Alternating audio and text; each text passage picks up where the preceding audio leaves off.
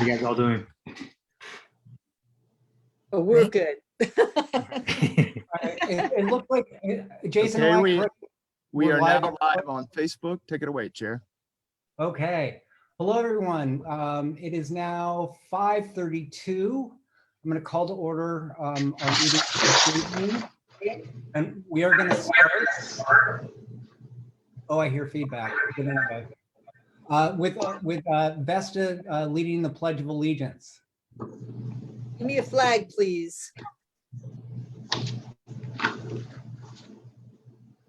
I pledge allegiance to the flag of the United States of America and to the republic for which it stands, one nation, under God, indivisible, with liberty and justice for all. Yay, thank you. Play ball. All right. Hey, Nance, you want to do a roll call? Sure. Hip Marquez de la Plata. Here. Vesta Cubstakes. Here. Jeanette Dillman. There you are. I see you. Sorry, I'm here. Tony Goodwin's filling in for Mike Nichols. I'm here. Nick Pereira. Here. Naomi Hofstetter. There's Naomi. Okay. Kyra Wink.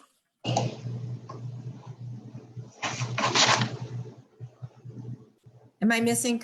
Did you not see Kyra on the screen? Okay, we'll get, is anybody filling in for Kyra tonight? Okay, we'll give that a minute. Yeah, I think she's coming. Okay, maybe she's just signing on attending. Alice Teeter? Yeah. Okay, there you are. And Lisa Nominson? I'm here. Okay. Okay, thank you, Mr. Chair. All right. Before we start in earnest on the agenda, I just have a few comments to make that I hope will clarify some questions about the purpose of the MAC and what our role is in the community. As our name suggests, the Little Russian River MAC is the Russian River Municipal Advisory Council, and we are just that. We're a body that provides the 5th District Supervisor with advice and information about what's happening in each one of our communities. And this, in my opinion, and from my experience, is an invaluable tool to residents, as our supervisor is really the only elected person that represents our interest in an unincorporated area of the county. We don't have mayors, we don't have city councils, we don't have police departments, we don't have city planners or other resources that we can go to either air our grievances or get stuff done. So we as your council members are in essence listening posts for providing feedback to our only elected representative in the county in a more orderly and concise manner. Please keep in mind that we do not have the authority to create policy, divvy up budgets, or even get a bathroom clean. But what we can do is advise our supervisor, her staff, and just at District 5 of the issues that are of import to the folks that live here in the Lower Russian River. Another question that's often asked is how the agenda is determined. So kind of just quickly, we'll review the process and some recent examples that I hope help clarify how the agenda is put together. We do gather agenda items from the community, from Supervisor Hopkins, from the District 5 staff, and from ad hoc committees and council members. And not everything that we receive can be covered in one meeting. Well, we would be here all night long and maybe into the next day if we did. I mean, because many of you experienced, too often we've tried to pack too much into one meeting and these end up being marathons. And only like kind of the most resilient are left standing at the end. We can see the drop off on attendance. So we're working to keep the agenda under the 2-hour period unless there's a disaster or some item that demands a longer time period. The decisions for agenda items are made by the chair, additional council members, input from everyone, and the staff field representatives. we did have a few questions about why some stuff was not on the agenda this time. So I just want to kind of highlight those. The first thing is timing matters. We didn't have it brought up as an issue at the last meeting, but it has become clear that this is an imminent problem that needs airing immediately. There's also timing of land use project. Sometimes it's out of our hands. The MD gas station in Guerneville is ready to present to us now, and it is actually the right time on the calendar for comments from the public, as they're currently going to move into the design stage of the project. The gas station in Montreal is also still in the early stages, but it just has an application submitted right now. So it's not yet even ready for comment. So we can have it on the agenda, but if there's no one to listen to us and to what we say, it's better to hold that for the appropriate time when our comments can be consolidated and given back to Permanent Sonoma and the 5th District. Other pieces of the agenda are determined by whether they are best addressed as a full agenda item or whether it's best answered in another way, whether that's by staff, by council, direct reply by a council member to a constituent, or it's covered in another public forum. One example that came up is an agenda item was asked for about the Armstrong Woods reopening, but this was just recently covered in the Guerneville Town Hall a couple of weeks ago. And it really is in the jurisdiction of state parks, not the supervisor. And it's now public information available on the Stewards of the Coast website. So that's why that didn't make it to the agenda. Sometimes we invite someone who asks for an agenda item to participate via public comment instead of formally agendizing that item, just like, and I hope they're there, the El Molina Boosters asked to be put on the agenda, but we thought it most appropriate for them to make any comments they want during the public section of the meeting. So that's essentially the process. Tonight, I think we have an informative, important list of agenda items, and we do encourage everyone to send your agenda items. We'll continue to consider every item and address them to the best of the council's ability. So that's my spiel. So let's move on to the approval of the agenda. I do want to make a suggestion that we make a couple of changes to the agenda. First is the bylaws. It's been requested that we pull the bylaws for review one more time. So I've asked to pull this from the consent calendar. Also, I'd like to move the appointment of ad hocs earlier in the agenda so that we have a land use committee formed and in fact before that item comes up on tonight's agenda. This project came up after the last meeting, and therefore this is the first meeting available for the ad hoc to be appointed. So we couldn't appoint it last time because the project wasn't in front of us. So we need to make a little adjustment. So if that sounds okay, does the council have any comments on the changes to the agenda?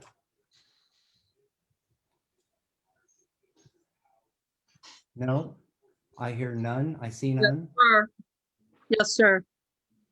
Chair, Okay. Marquez. Yeah. I would like to comment about the bylaws. I just will give my opinion of why it's being withdrawn. In our bylaws, number 1, it states that the MAC will be appraised and given a copy of the bylaws changes 10 days before the meeting. And basically that did not occur, and that's really basically why to take it off the consent calendar.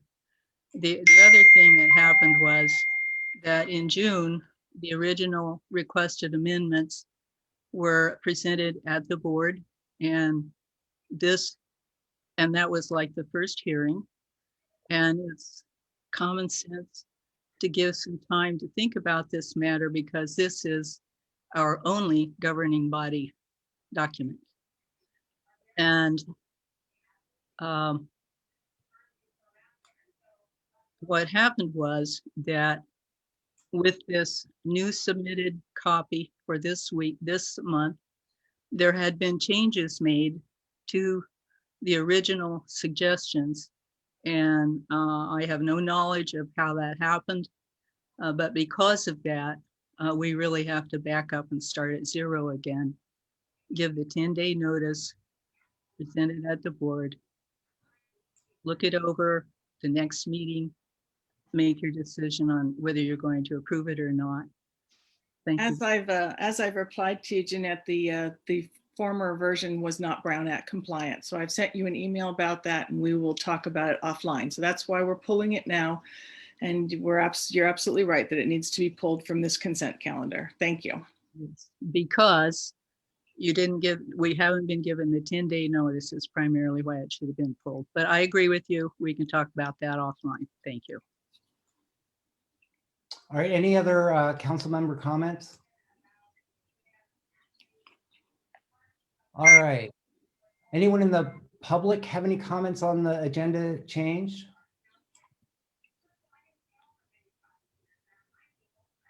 Jason, do you see anyone? Yes, we have Lloyd Gucciani.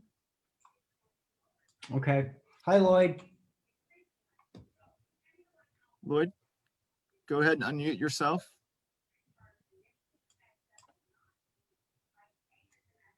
Thank you. So I'm sorry that I can't, you cannot see me at the moment. For some reason, I don't know how to turn on that camera. I appreciate Ms. Dillman giving me a little bit further detail on the reason for pulling it. I think that was very good of her. There are issues about timeliness, transparency, and openness. I just spoke with Mr. Uniacke, and I'll put it bluntly, he's really disappointed in the way the committee is going, and no longer deems it worth his time. Please turn the clock off. I want to see the faces, Mr. Pita, not the clock. How rude.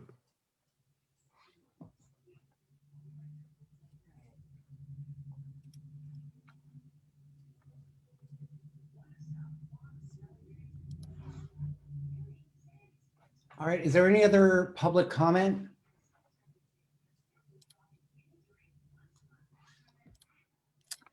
We have no other hands raised at this time.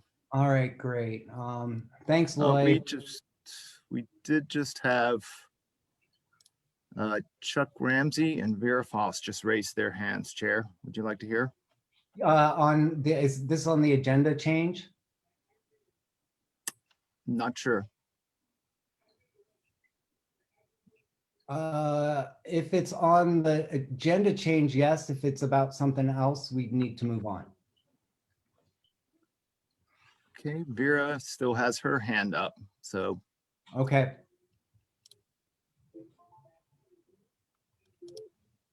Vera? Hello, can you hear me? Yes. I was very challenged getting on this Zoom meeting today. Oh my goodness, coming from my creek. Yeah, I had it all set up before I got on this meeting to talk and or to just come on my meeting, and it was not working. It wasn't working. I'm glad to be here. Thanks for you guys all being here. And of course, I want to talk about the bathrooms. I don't know how far you're in already. Did you just open up? Yeah, so Vera, this is just comments on the agenda items. It's not public comment yet. Okay, I got So, your. yeah, so we'll hear what you're going to talk about in the public comment section. Perfect, thank you. Sure thing.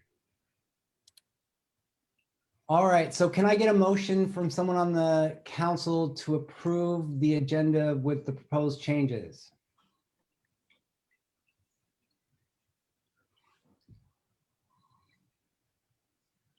I'll move to approve the agenda with the proposed changes. Pip? All I right. second the motion. Wait a minute, I didn't catch the hand. This is Nance. I didn't catch the hand for the first one because there's more people on the screen. I'm looking all over. No worries, Nance. It's Lisa Nommensen. Moves to Okay. approve. Okay. And Nick, you seconded? Correct. Okay, I got it.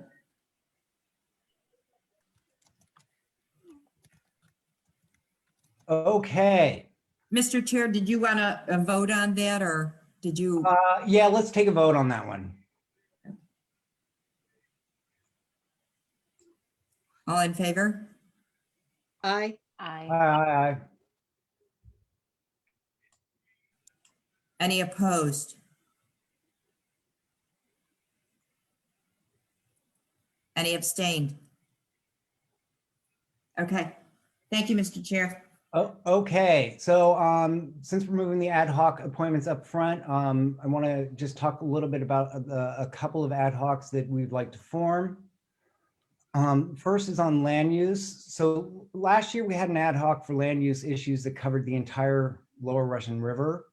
Pip, can I Um, tell you to move your camera so that we can see your face instead of your Oh, arm?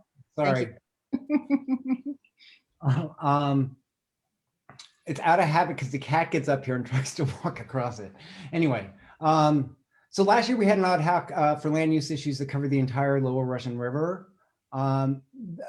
This year, and honestly, this has been an issue that I've grappled with, a lot of people have grappled with, and I think we've come up with a solution that might be beneficial and I'd like to try this year. So after speaking to a lot of you, after speaking to Supervisor Hopkins, District 5 staff, I'm suggesting that we change the model to have an ad hoc created for specific projects instead of a general committee that lasts all year that covers everything. There's a couple benefits to this. One, it gives each council member an opportunity to be part of the ad hoc on a project that may be in their very backyard and have more direct access to folks that live there that have a high interest in the project. And the purpose of these ad hocs would be to collect and provide feedback to Supervisor Hopkins, that's the District 5 staff, and Permit Sonoma. And Gary has been good enough to give us some information about when stuff is coming up. So we can know ahead of time which projects in which people's part of the river they live in. And if a council member or anyone else wants to raise their hand, they could be on ad hoc for that specific project.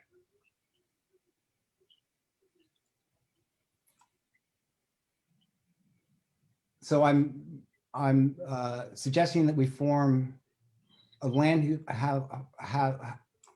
ad hoc committee on 3 projects right now.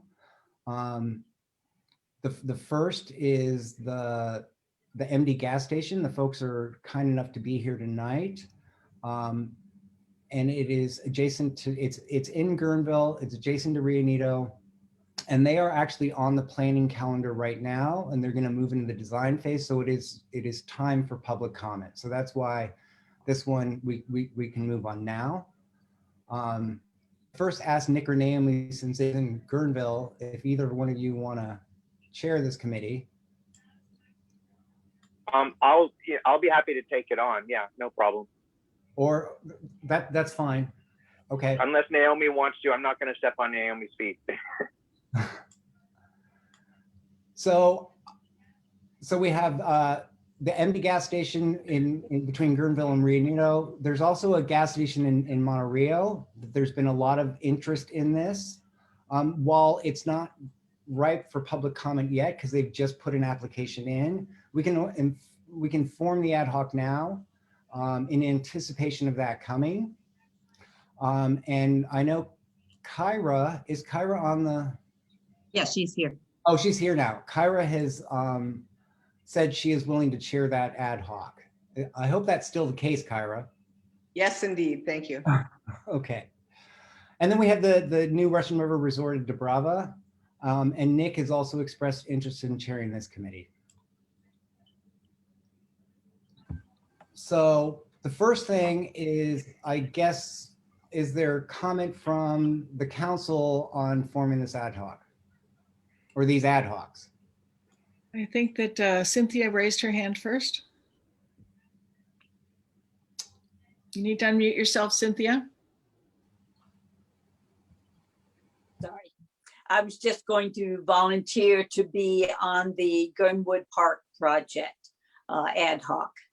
Okay, great. Thank you. I also saw Tony Goodwin raise his hand. Thank you. Hello, everyone. I really I appreciate us getting involved in land use. It's very important to me, and I feel like this whole committee or advisory committee has been put together, and there's a lot of it was put together for this. I feel that this is a very important thing. This is a big step, a big thing. I feel that we really should have a standing committee that maybe will oversee these ad hoc committees that you're talking about. A place that, you know, everyone can go to, everyone can touch base with. All this information about different changes in land use, regulation, can all be funneled down through this one standing committee. I think I read the mission statement for the advisory committee, and it really has a lot to do with land use, roads, and, you know, other very important things for our community members. For Cazadero, I know that it's very important, land use, and getting involved in how that will be dictated in the coming future. Thank you, President Plata. Back to you. Ooh, President, that's a promotion. Anyone else on the council have any comments? Comments, or Mr. Chair, does anybody else want to volunteer for these committees, and I could fill them in okay. if there's anyone else interested? I'm happy to help Nick. Gurnwood Park or the gas station, whatever. And I'll help with the gas station too, since it's close to here. Okay, I'll take Gurnwood Park. Then Okay. perfect. Pip, this is Lisa up here in the corner. Well, my corner. I'll volunteer to be on whatever is left over. And I'm happy to do the first one. I'd love to. And I just wanted to respond to what Tony said. And while I agree with you, Tony, that it's always good to have a sort of an overarching committee, I also think that it gives everyone sort of a chance to get involved at a more granular level, possibly. And also, you know, if it's your community, sometimes you're out and about and you also, you know, you see things, you hear things, you talk to people. And it's kind of fun to sort of also rotate it around and get everyone involved on different committees. So I kind of think that I like the idea of having different committees for each project. So, you know, I hear what you're saying, but I like the idea of having different committees too, different people on the different projects. Thanks, Lisa. Anyone else? Vesta? I don't know how the structure would work with a standing committee, which is a very different thing from an ad hoc committee. How would that work to have ad hocs underneath a standing? So the standing is all year overseeing the ad hocs. Is that how it would work? And how does that work in the bylaws? I don't understand what that structure would be. So if we could clarify that structure? You know, how would the rules apply, since an ad hoc and a standing have very different rules? If an ad hoc is underneath a standing, does that mean the ad hoc has to abide by the standing committee rules, or can it still abide by the ad hoc committee rules? Chair de la Plata, may I take a stab at that? Yeah, sure thing. Okay, so a standing committee is a Brown Act committee. That means that it has all the same rules as a Brown Act committee, and it will go for the entire year, and it would review and consider all of the land use applications and advise their disposition. We haven't heard this concept of a standing committee overseeing ad hoc committees before, Tony. We had always talked about a standing committee versus ad hoc committees. So that's those are the conversations we have had with county council. And so we'll have to ask about that particular setup. The concept was that last year, the land use committee chair at that point had an error in understanding and set up an ad hoc that would go all year. Chair Dillman and chair of this committee set it up so an ad hoc could go all year. And we heard from county council that that was not Brown Act compliant.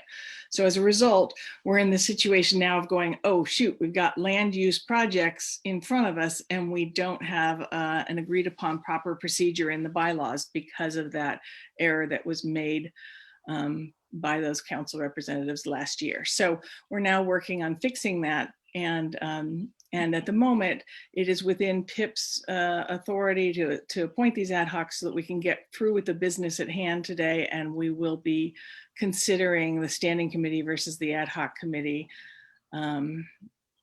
shortly after this meeting. Yeah, and if I can say one more thing too, I mean, one of the things that's great about this council is that we can move as quick as we let ourselves move. And having ad hocs on specific stuff that's in your background will let that ad hoc collect the information that's needed and get it to Permit Sonoma in a quicker way than I believe that if we have this bigger structure surrounding it. And we're not, like I said earlier, we're not creating policy. We're not, making budgets. We're not doing, we're providing advice, and who knows better to provide advice about something that's happening in their backyard than someone that lives there. And so that's why I leaned this way on this particular committee. But that's my 2 cents. May I say one more thing? Yeah. Thank you. I hear you. And I believe we're all here for that same purpose, is trying to get to the community members and understand what their desires are for their land use. And with the standing committee, we will have meetings that people can come to and express their opinions about strictly land use. So it might open up some corridors, or open up some avenues for people to express themselves regarding these land use items, where the ad hoc, they don't have meetings with the constituents. They basically get the information themselves. Thank you, sir. Sure. All right. Anyone else on the council?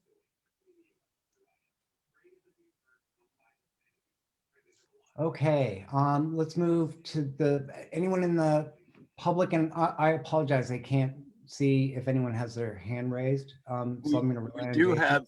have, Chair, we do have 2 questions in the Q&A, and we have a couple of hands raised in the gallery. Okay. Would you like to start with Q&A? Why don't we start with the gallery? Okay. Oh, it's dogs. We have Lloyd Guccione, and Chair, would you like me to screen share the clock? Yeah, that's what our policy's been. So yes, we should make it the same for everyone. Okay, great. I don't want the clock blocking your faces when I speak. It's really tough. In fact, it's rude talking to the clock alone. Mr. Goodwin has certainly brought up some very, very good points. If you are trying to reach, please don't put the clock in my face. I cannot talk to you. I cannot see your reaction and change my conversation. That is so rude of you to put that clock up. Why are you doing that? Please take the clock down. Chair? Lloyd, we're doing this for everyone, and there is a way. I don't care what you're doing for everyone. I came to a meeting to see people and to talk to them face to face. That's why we have a Zoom meeting, not for me to look at a clock face. That is you are totally working against your whole idea of communication and public outreach, okay? Put the clock down. You can look at it on your side. Lloyd, you can change your screen so you can see people's faces as well. How? All I see is the clock. Take the clock down, please. Pip, can I suggest that Chaylon use her signs instead of the clock for Lloyd so that she can? No, I think we're going to treat everyone the same. So let's move on to the next person. Forget it. What are you doing? You're not even let me finish? Forget it. Well, You're being very, very rude, Mr. La Plata. I don't mean to be, Lloyd, honestly. But you are. Yeah. Admit it. And you're being so deliberately. All it takes is taking the clock down. And now I spend, what, 2 minutes of time trying to speak to a public that isn't there? To speak to council members who I cannot see? This is absurd. This is a travesty. I do have a clock. My goodness. I've never been to something so outrageous.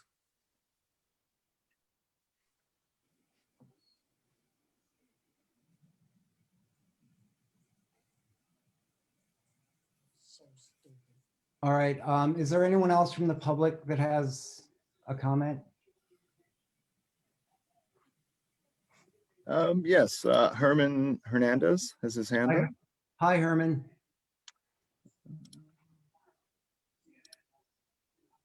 Herman, go ahead. Good evening, and thank you. My comment is that the forming of the ad hoc committees, because I don't have the opportunity to be able to attend many of the MAC meetings, but I have been able to attend a little bit more through a through Zoom. I've started to learn something that honestly, I didn't really know some of the actions that you were taking. I think the first thing that I want to be able to emphasize on is your ad hoc committees. I was somewhat aware of an ad hoc committee for summer vacation homes, but I was fortunate to get the minutes from Councilman Mike Nichols to be able to look at the minutes from February and to realize that you have ad hoc committees totally set up. The big issue here is how do you get it out to the community? You're bringing up land use.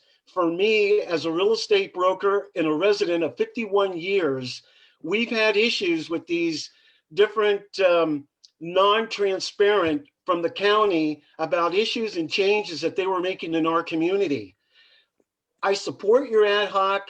I'm encouraged by what you're looking at doing, but you need to realize that with even with my limited internet satellite, that at times it's difficult to catch your whole meeting and I have to go back and look at your video.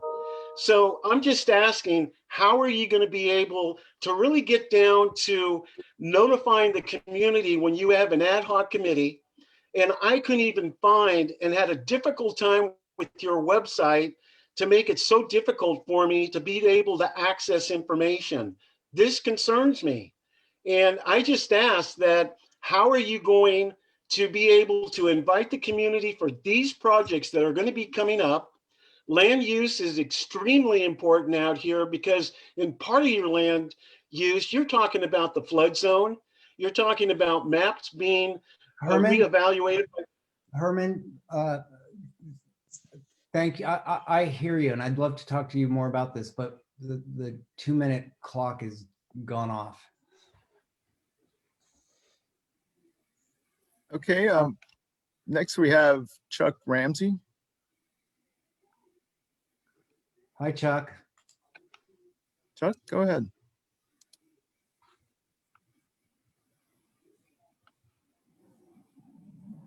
Chuck, can you unmute yourself?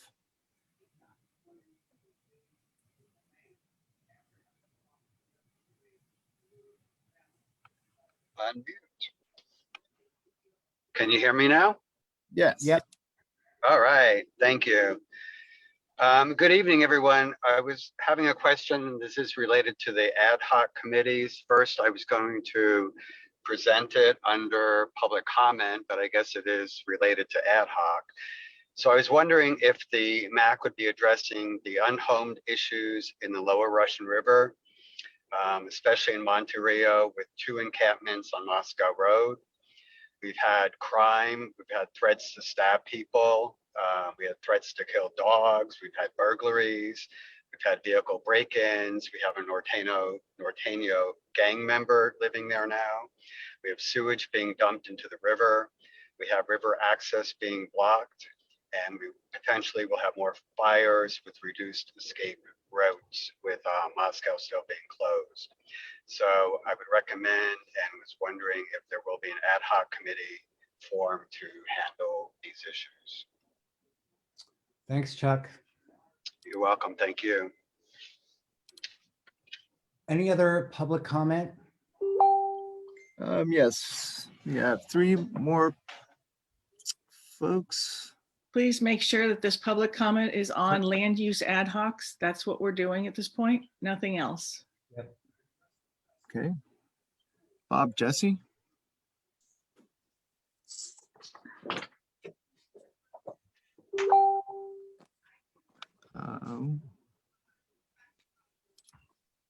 Bob, did you still have a comment? I see you lowered your hand.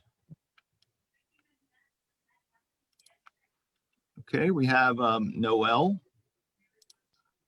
Hi, Noel. Hi, Noel. Go ahead.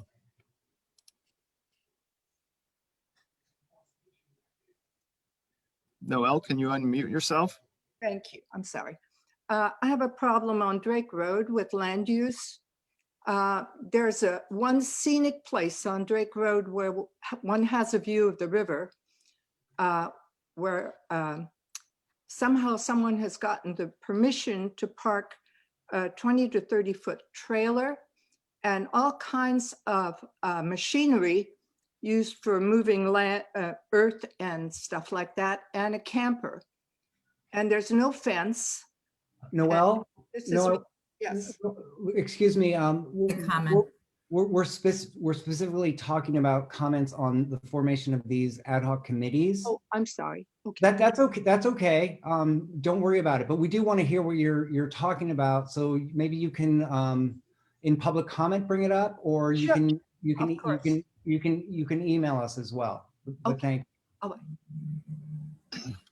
Okay, and Herman J. Hernandez has his hand raised again. Chair. Herman, is this directly related to what we're talking about on formation of these 3 ad hocs?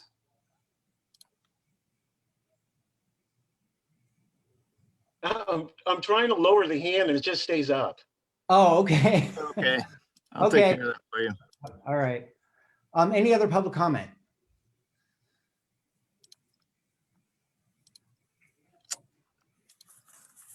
All right, I will go back to the council and ask that someone move to appoint these 3 ad hoc committees.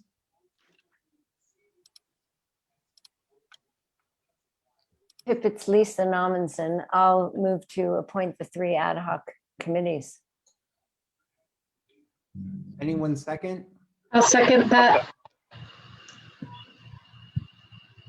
Nance, can we do a I'll vote? take roll call. Okay. Yeah. Only, I can't really see every, Pip, Yes. Vesta, Kobsik, Yes, yes. Jeanette Dillman. Jeanette, you're on mute.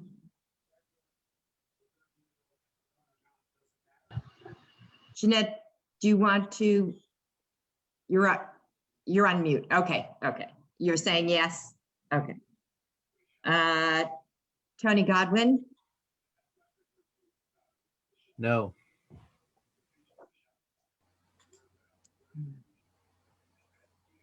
okay. Nick Pereira, Yes. Naomi Hofstadter, Yes.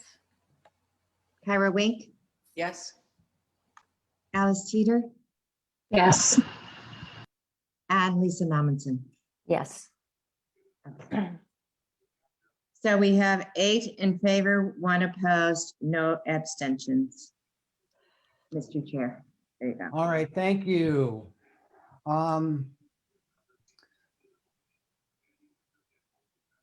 So let me see here what I got next. So now we're going to move on to regular calendar items. And Supervisor Hopkins, you're up. Are you on here, Linda? Yes. Okay. And I guess this is the appropriate time to say happy birthday. Happy birthday. Happy birthday. Thank you. All right. Thank you. You're up. So we're going to be starting with an oath of office for our new Guerneville alternate today. So Sarah, and I believe you go by Avi, is that right? Wonderful. So if you wouldn't mind unmuting. And so it's just going to be a sort of repeat after me. And the only thing that will be different is I will say, I state your name. And then rather than saying state your name, you will state your name and then we'll move forward. So and you can hold your right hand up. That would be great. I state your name. I, Avi Lindsay, do solemnly swear. do solemnly swear That I will support and defend. that I will support and defend The Constitution of the United States. the Constitution of the United States And the Constitution of the State of California. and the Constitution of the State of California Against all enemies, foreign and domestic. against all enemies, foreign and domestic, That I will bear true faith and allegiance. that I will bear true faith and allegiance To the Constitution of the United States. to the Constitution of the United States And the Constitution of the State of California. and the Constitution of the State of California, That I take this obligation freely. that I take this obligation freely Without any mental reservation or purpose of evasion. without any mental reservation or purpose of evasion, And that I will well and faithfully. and that I will well and faithfully Discharge the duties. discharge the duties Upon which I am about to enter. upon which I am about to enter. Congratulations, Avi. Welcome to the Municipal Advisory Thank Council, and thank you. you so much for your commitment to serving the community. Thank you.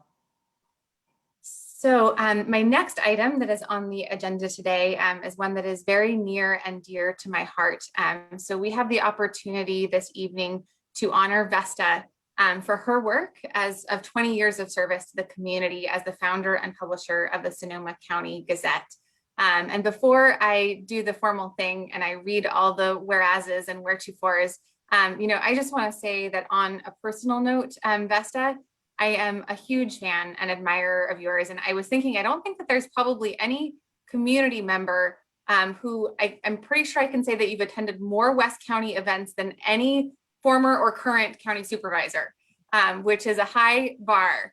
But you have been everywhere in your just commitment and zest and zeal for covering our community and for making sure that folks knew what was going on. And I really also respect that in addition to that dedication, just to getting the word out and to community-based journalism, to empowering the voices of our community to be heard, throughout the county, that you also are the kind of person who will speak your mind and step up and fight for your community. And so I just respect the heck out of your fighting spirit and your commitment to really do right by all of our small towns, which are really the lifeblood of West County. So huge amounts of admiration.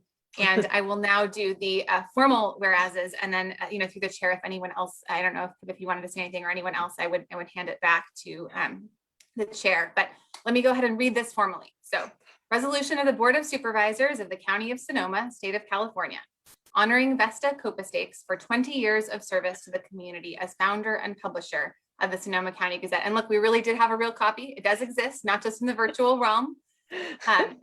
Whereas Vesta founded the Sonoma County Gazette to be the community's messenger, a vehicle through which we could hear the voices of small towns across all of Sonoma County. And whereas Vesta has been actively engaged in supporting the Forestville community as a leader in the Chamber of Commerce, the Forestville Planning Association, and ongoing community engagement in bringing to life projects such as the downtown Forestville Park. And whereas Vesta imagined and grew the Forestville newsletter into the West County and then Sonoma County Gazette as an expression of her community spirit. And whereas Vesta has been a tireless advocate for community engagement in issues large and small, providing stories that help voters to get informed and involved. Whereas Vesta nurtured citizen journalism for local community content that had been underrepresented by other publications, growing a devoted following of over 150,000 readers each month. Whereas Vesta has been one of the original members of the Lower Russian River Municipal Advisory Council, helping grow this advisory entity to represent her district of Forestville and all of unincorporated West County. Whereas Vesta has been a fearless advocate for local schools, recognizing students are our future. And whereas Vesta shared her passion for justice and her love of Sonoma County with and for all of us. Now, therefore, be it resolved that the Board of Supervisors of the County of Sonoma, State of California, hereby expresses the highest gratitude for Vesta Copastake's excellent public service provided to the 5th District and to community members countywide. So thank you very much, Vesta, for all of your service to our community. I really appreciate this. Excuse me for being overwhelmed with emotion. I want to say that my dad would be so thrilled to hear this because I inherited community involvement from my father and my grandmother, his mother. And it's something that I hope to pass on to many people and inspire many people for. And that's one of the reasons why we're here tonight. And thank you so much for the recognition. Really appreciate it. Yeah. You do an awesome job, Vesta. You and I have been on this thing together too, and we're hanging in there, and we're gonna just do what's right. And I know you'll be right there doing it. Absolutely. Love it. Thank you. Thank you. Thank you.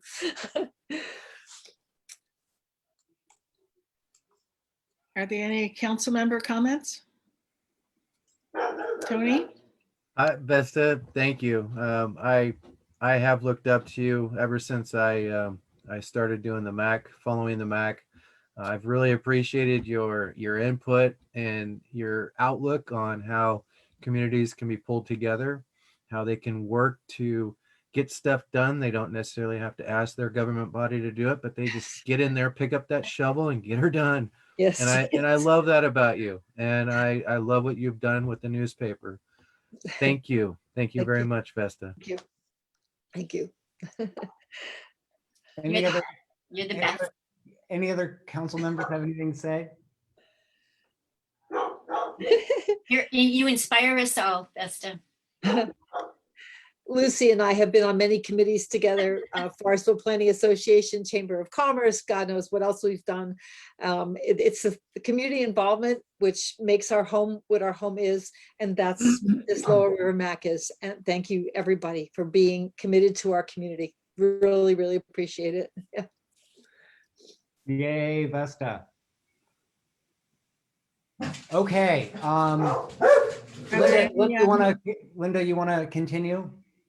I do have just a couple more updates. Thank you very much, Chairman. And one is that, I know that next up on the agenda is sort of the river conditions and drought conditions with Sonoma Water. And I just want to emphasize in advance of that presentation how critical of a situation we are in. We are really looking at unprecedented low levels in our reservoirs. And so we're really going to be focusing on messaging surrounding conservation in the coming months. But I won't get too far out ahead of, we've got our amazing Sonoma Water employee, Don Seymour, who is sort of like the Dr. Fauci of the low flow and reservoir capacity. So we'll get to hear from him coming up soon. But on other updates, I did want you to know that, some of the things coming up that I'm really looking forward to working with the MAC on this year that I discussed with Chair de la Plata was, diving into the vacation rental issue, and particularly in partnership with the vacation rental ad hoc, and really kind of developing that process surrounding the land use recommendations too, since we do have a number of projects in the Lower Russian River. Finally, I wanted to give you an update over something that just actually came up earlier this week at a Board of Supervisors meeting, and that is a new company called Picasso. And it's not spelled like the artist, it's spelled P-A-C-A-S-O. And it's essentially allowing something that hasn't really happened before, an easy way to create a timeshare out of a residential house. And so this is something that Supervisor Gore and I are sort of both concerned about and recognize that it could create tremendous pressure in areas that we already see a lot of vacation rental pressure. So essentially it allows you to buy a 1/8 share of a house, and the company kind of handles all of the back end. And it really is sort of geared towards a luxury market, but instead of having to afford an entire $2 million house, you afford 1/8 of that. And so they're advertising very heavily, and it's something that we are looking into for consistency with the general plan. And just wanted to give you a heads up on that. I also wanted to acknowledge the comment that we had from Chuck Ramsey regarding the Moscow Road homeless encampments. I've been really pushing the Department of Health Services on this, and also trying to work on coordination between social services and law enforcement. So I will continue that advocacy. And I was actually on the phone with our assistant district attorney earlier this morning discussing some strategies. So stay tuned, and I hope that we will be able to take some action, because I do recognize, and my emphasis to the Department of Health Services with this is a public health and safety threat, in particular due to the proximity to the river, the potential for human effluent to in the environment. And so I was really emphasizing that it's reached a level where it's critical and it needs to be addressed. I'm also concerned, to be candid, about the upcoming fire season, which I know is also on the agenda, and I want to make sure that we have solutions to homeless encampments before we run the risk of wildfires starting potentially from a cooking fire or a warming fire. So I take that threat very seriously, and it's something that I am actively working with Department of Health Services and the Community Development Commission on. So those are all of my updates, and I would hand it back to you, Chair, unless there are any questions. Yeah, would you mind touching on the, what was it, $4 to $6 million that was, you know what I'm talking about? Yes. For vegetation management in particular. Thank you so much for reminding me of that. So overall, the Board of Supervisors has set aside $25 million of PG&E settlement funds to focus on vegetation management. But we have agreed, and on a sense of urgency, right? We want to try to get some vegetation management done before the next fire season, to essentially have an as soon as possible type of grant program in the range of $2 to $4 million for work that can be accomplished before this year. The sort of fire season gets into full swing. And so that request for proposals will be going out in the next few weeks. I want you all to know, and partly actually thanks to the great work of some of the folks who are on the Municipal Advisory Council and some of the others who are going to be presenting with you tonight, that I emphasize that no project should be too small. So if it's just, sort of a small, even, neighborhood or part of a community, that you should be able to throw your hat in the ring, even if it's just to buy a wood chipper that's going to be run by local volunteers, or if you have a plan, that is really focused on a certain kind of part of your community, that those smaller projects would also be eligible. So wanted to let you know that that money will be coming out soon. And so if it's something that you're interested in, please do reach out to our office, and we can make sure that you are aware of the funding opportunity when it becomes available. I'm also, well, I don't know if I'm excited because it's also depressing, right? West County was actually highlighted by a report published by Berkeley, the Center for, I think it's Law, Environment, and Energy, CLEE is the acronym, that the Lower Russian River as well as the North Coast are two areas that are particularly highlighted as they should be our some of our top priorities in the county for funding. So while that's bad news, because obviously that means that we're at high fire risk, which we knew already, it's good news in terms of that will be the blueprint of how we kind of guide that funding. So, if you live in the Lower Russian River, which all of you do, and you've got a community group, those efforts should be prioritized for funding with this $2 to $4 million that will be going out soon. Thank you. Does anyone on that council have any comments or questions? I see Nick. I do, Pip.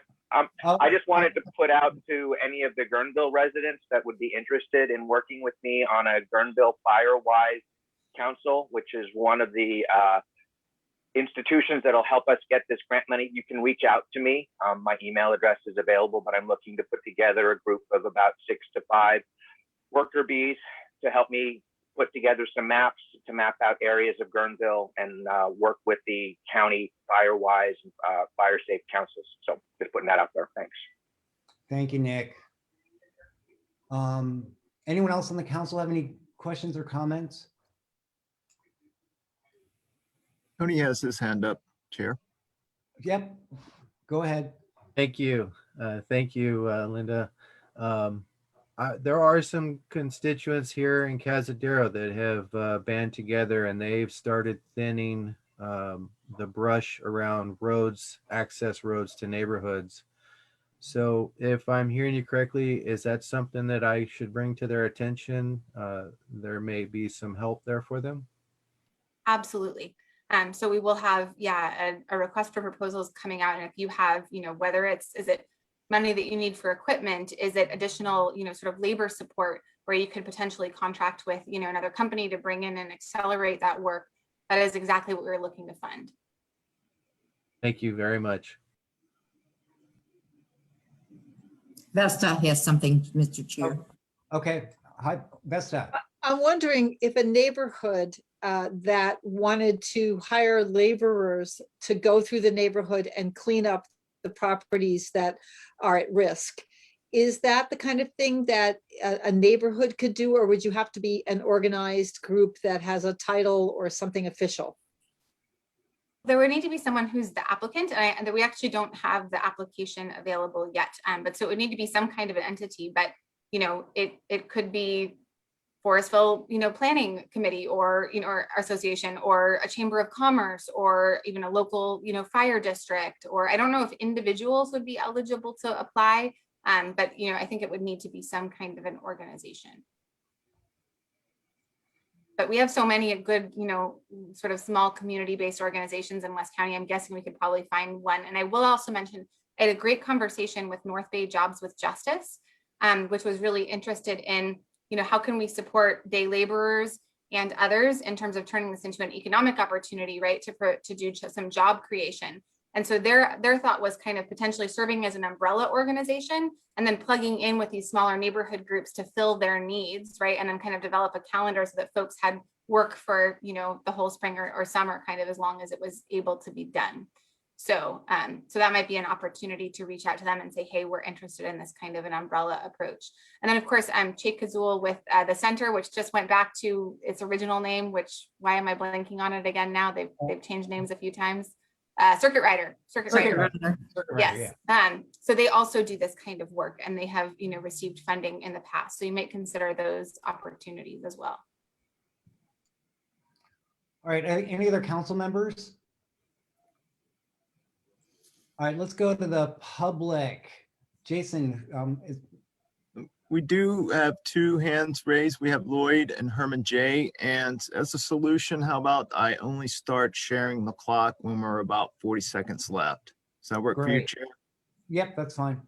Okay, great. Lloyd? Thank you. So I think we started off this discussion with Vesta. So Vesta, thank you very much. Getting back to that, we digressed quite a bit in the discussion, didn't we? And we digressed so far that I totally missed the agenda item, public comment on non-agenda items. And I totally missed the opportunity for the public to address correspondence, which is certainly a point I wanted to make because I've written to you twice. And you have a response from Mr. Helfrich that was forwarded to you, and yet I don't see anything entered into your agenda packet regards that correspondence. And this is the second time I've written to you, and I've seen that the correspondence is not shown up. As regards some of the discussions, all of you appear on the screen. I've attended Sweetwater Springs meetings, and it's different. But Vesta, it would be nice if you still ran the paper, and congratulations on your new efforts. Bye. All right. That was my mistake on, I skipped over, we'll go back. But is there any other public comment on what Linda was talking about? We have two more hands up. We have Herman J. Hernandez. Herman. Herman? Yes, thank you. And just a quick comment, Vesta. My next question is to Linda on that grant of 2 to 4 million. As someone that's dealing with fire right now, recovery, I've brought in different consultants to look at what we have to do. In the event that we were going to do something or qualify for this grant, would we have to go through the process of going through the different agencies to do this fire mitigation? Is that going to call for a permit? Are you aware? So I need to follow up with you. The goal is really fire risk reduction. So not as much kind of dealing with the aftermath of the fires as it is on the vegetation management or risk reduction side. But insofar as there is work that would accomplish both of those objectives, then it could certainly apply. But the goal is not really to sort of deal with an individual, like one property owner, but to be part of a larger kind of program. So if it was something that you wanted to rally with your neighbors, or maybe look into some of those opportunities that I mentioned earlier, like North Bay Jobs with Justice or some kind of an umbrella organization, that might be the way to get your needs met through the program.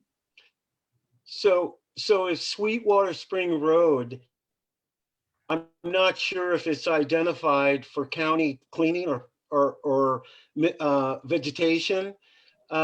Is that, how will we know whether to bring all the neighbors like on Sweetwater Spring Road to be ready to do the vegetation cleanup, or if the county is going to be doing it? Why don't we sort of follow up individually and so I can try to help you specifically, because I think since you have two potential funding sources, right? There's kind of the vegetation management, but then there's also the watershed recovery work that is separate and apart. And so we might want to kind of give a thought to, which is really your biggest need on your property. Okay, thank you. Thanks, Herman. Anyone else in the?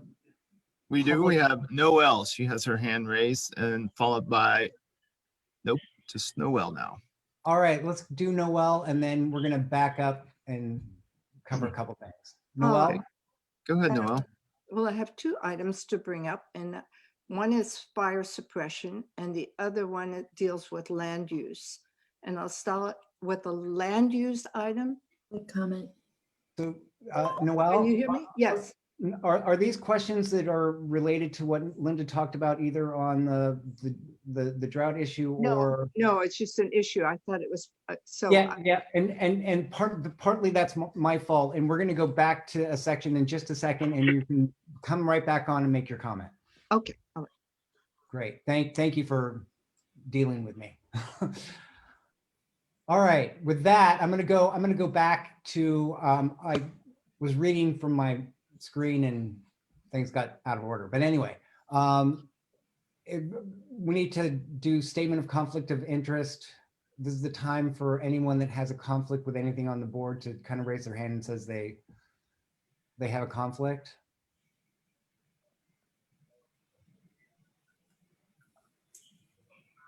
All right, no one on the council. All right, we'll move on to public comment. So here, everyone, and Noelle, you could. Mr. Chair, did we actually approve the February 2021 minutes? Did you want to actually do that under consent calendar before you go to public comment? That would be under consent calendar, yeah. Okay, do you want to, okay. We can do that first. So do I have a motion from anyone on the council to approve the consent calendar? I moved, so moved. That's Nick. Any second? I'll second. Can you all just raise your hand if you approve? I probably should take a roll call, but Naomi, did I see your, I don't, hands? I really should take roll call. Okay. Yes, I approve. Sorry, I got interrupted by. That's the little one. Sorry about that. It's all right. Okay. Okay, are we clear for public comment, Nance? Yeah. Okay, thank you. I'm sorry about that. That's okay, okay. And we'll go to Noelle first because she's tried twice and I had it in the wrong spot. Okay, Noelle. All right. Well, back to the land use thing. On Drake Road recently, like last few months ago, someone purchased 13 or more acres of land, which also crosses over Drake Road, and on the point that overlooks the river, they have now parked a 20 to 30 foot trailer, an RV, and trucks, big trucks and land moving equipment. And I wonder how this is allowed on a scenic corridor, which I understood Drake Road to be. And when there are 13 acres up the hill where things maybe would be better stored out of sight of the public that walks that road, and it's the only place where you can see the river and the blue herons sitting on their tree stumps. So anyway, that was one thing. And then the other thing is that there are a lot of dead tan oaks on the hillsides to the east of Drake Road. And some property owners are taking them out, which is good. But there's land that doesn't have any building on it. And it seems to be a real disease that spread from tree to tree. And there's a lot to be taken out. That's it.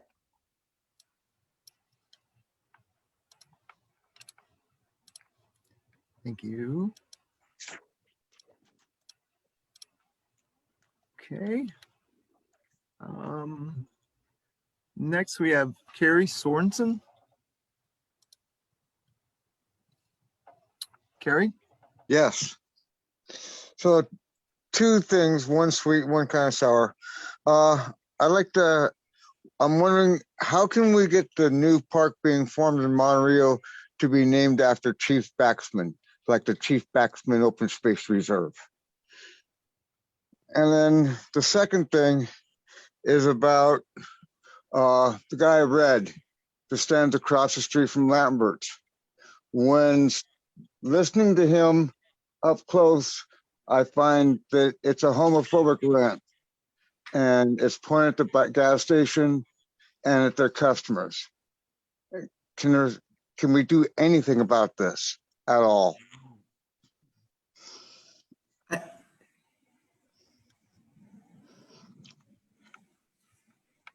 Pip, you're on mute.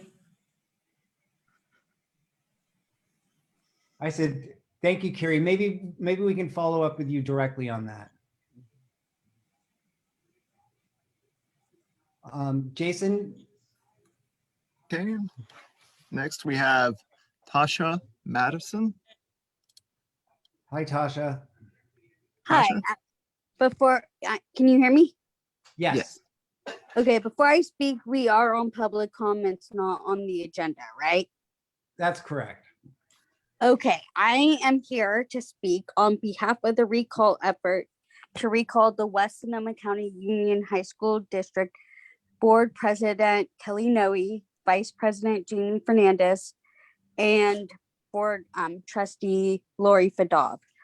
These three have voted to consolidate Annalee and El Molino and move the students from El Molino onto the Annalee campus, and then take the Laguna students and the district office and move them onto the El Molino campus. This directly affects the lower Russian River because we have students deep in Cazadero and up in Fort Ross who now have to travel quite a ways more to get to the high school in Sebastopol when they're already traveling a good amount to get to El Molino. This affects them with sports and any kind of other extracurricular activities that they have. And that's why we are pushing to recall these board members. They are not listening to us during community meetings when we're speaking up, trying to save El Molino and try and save all the high schools. And they're just steamrolling this to try and complete this in 5 months. And that's not enough time. We need to do so much work before we even consider consolidating the high schools, if that's even an option. So we are pushing this forward, and right now we are working on preparing the recall petitions and getting those filed with the registrar's office. So therefore we can move to signature gathering. And I just wanted to provide that update so that everyone knows why we are pushing this so hard, so fast. We're trying to stop the consolidation. All right. Thank you, Tasha. You can hear the passion in your voice. All right. Okay, we've got two more folks. Michael Nichols. Thank you. and board members or MAC members, thank you very much for hearing me out. On Highway 116 between Guerneville and Northwood, it's noted as a scenic highway. However, we still continue to see a blight condition, a very serious blight condition on the north side of Highway 116. It ebbs and tides. One day there's baby buggies and junk in front of the place. The next day it's cleaned up somewhat and there's a pile of wood there. And then the next day a trailer is parked there and so forth. This has been going on for about 3 years. I know that Supervisor Hopkins is aware of the situation. She's been working with various county agencies. Back in November, we were told they had about 120 days in which to clean up the problem. The property owners were notified that they had 120 days. And to the best of my knowledge, that time period has elapsed and we still continue to see this blight condition. And it's not good for our community. It's not good for tourism. And it detracts from the beauty of Scenic Highway. Thank you. Thanks, Mike. Jason, can you recognize the person with the raised hand?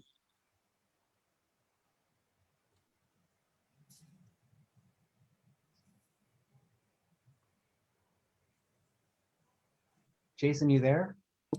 Sorry, it was on mute. Lloyd, go ahead. Am I on now? Yes, Lloyd. Good, thank you. So you said you were going to go back over the agenda and you never went to the correspondence issue, which you passed over, which on your agenda is not part of the consent calendar. So as I started to say earlier, I have sent correspondence to the committee. The previous meeting in time and for the current meeting. You also supposedly had received a reply from Permit Sonoma, Mr. Helfrich, who addressed you at your previous meeting in response to some of the questions on my 5 points of interest that I presented to the board. And yet I do not show that as listed as correspondence, nor is it included in your packet. So this is an oversight now for the second time. Blight. There is blight, and blight, the section of road between Rio Nido and Guerneville was designated as a scenic corridor by the action of the Board of Supervisors after the result of the work of the design committee for the Russian River redevelopment project area. $250,000 was spent, and yet no implementation has been done on that.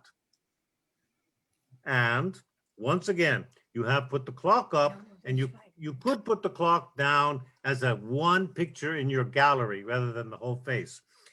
And I have waited and waited and waited for one of the members of the board of the council to respond to me. I have been active in the community for 20 years, and I have not one response. End.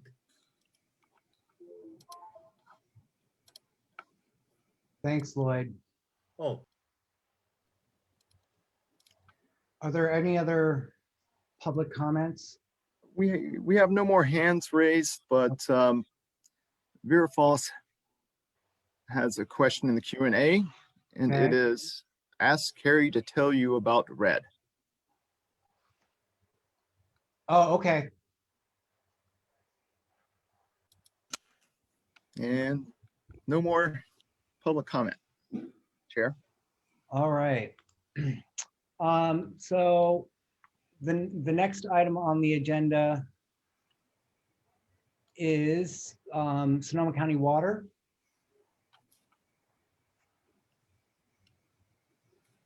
Good evening, members of the council. Hi, Dave. Or Donald. Yeah, so my name is Don Seymour. I'm a principal engineer at Sonoma Water, and I'll go ahead and start sharing my screen.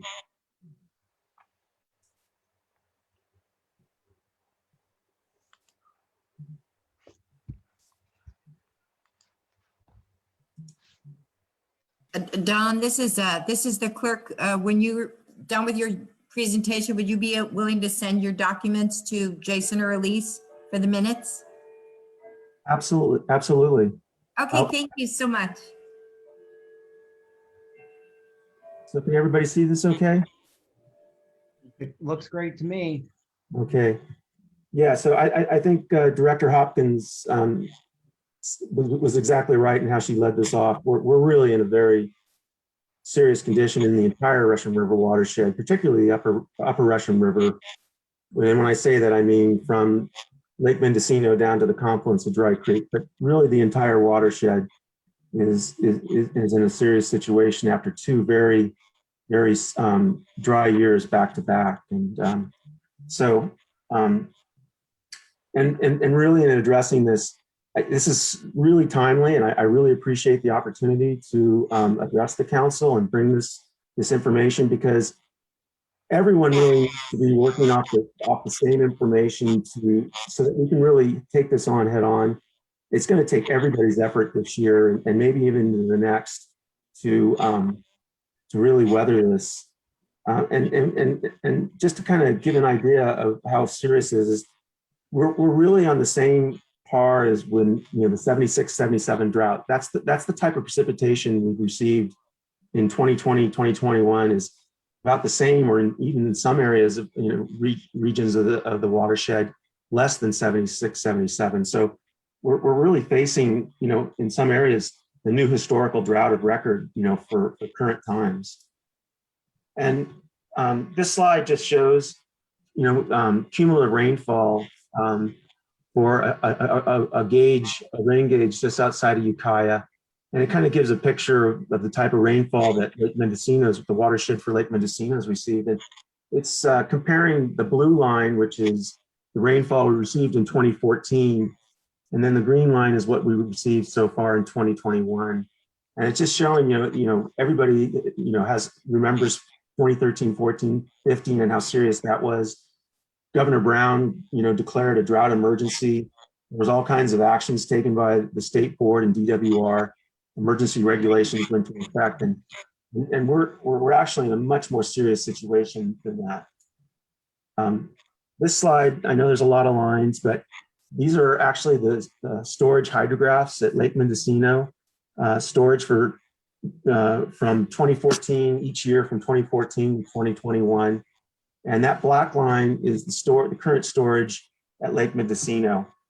And that's a phenomenally low level for the reservoir to be this time of year.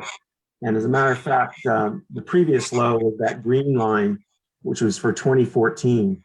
And we're actually about 14,000 acre feet below that. And, it doesn't take a lot of complicated modeling, and I'm going to show you some forecasts with models that we've used.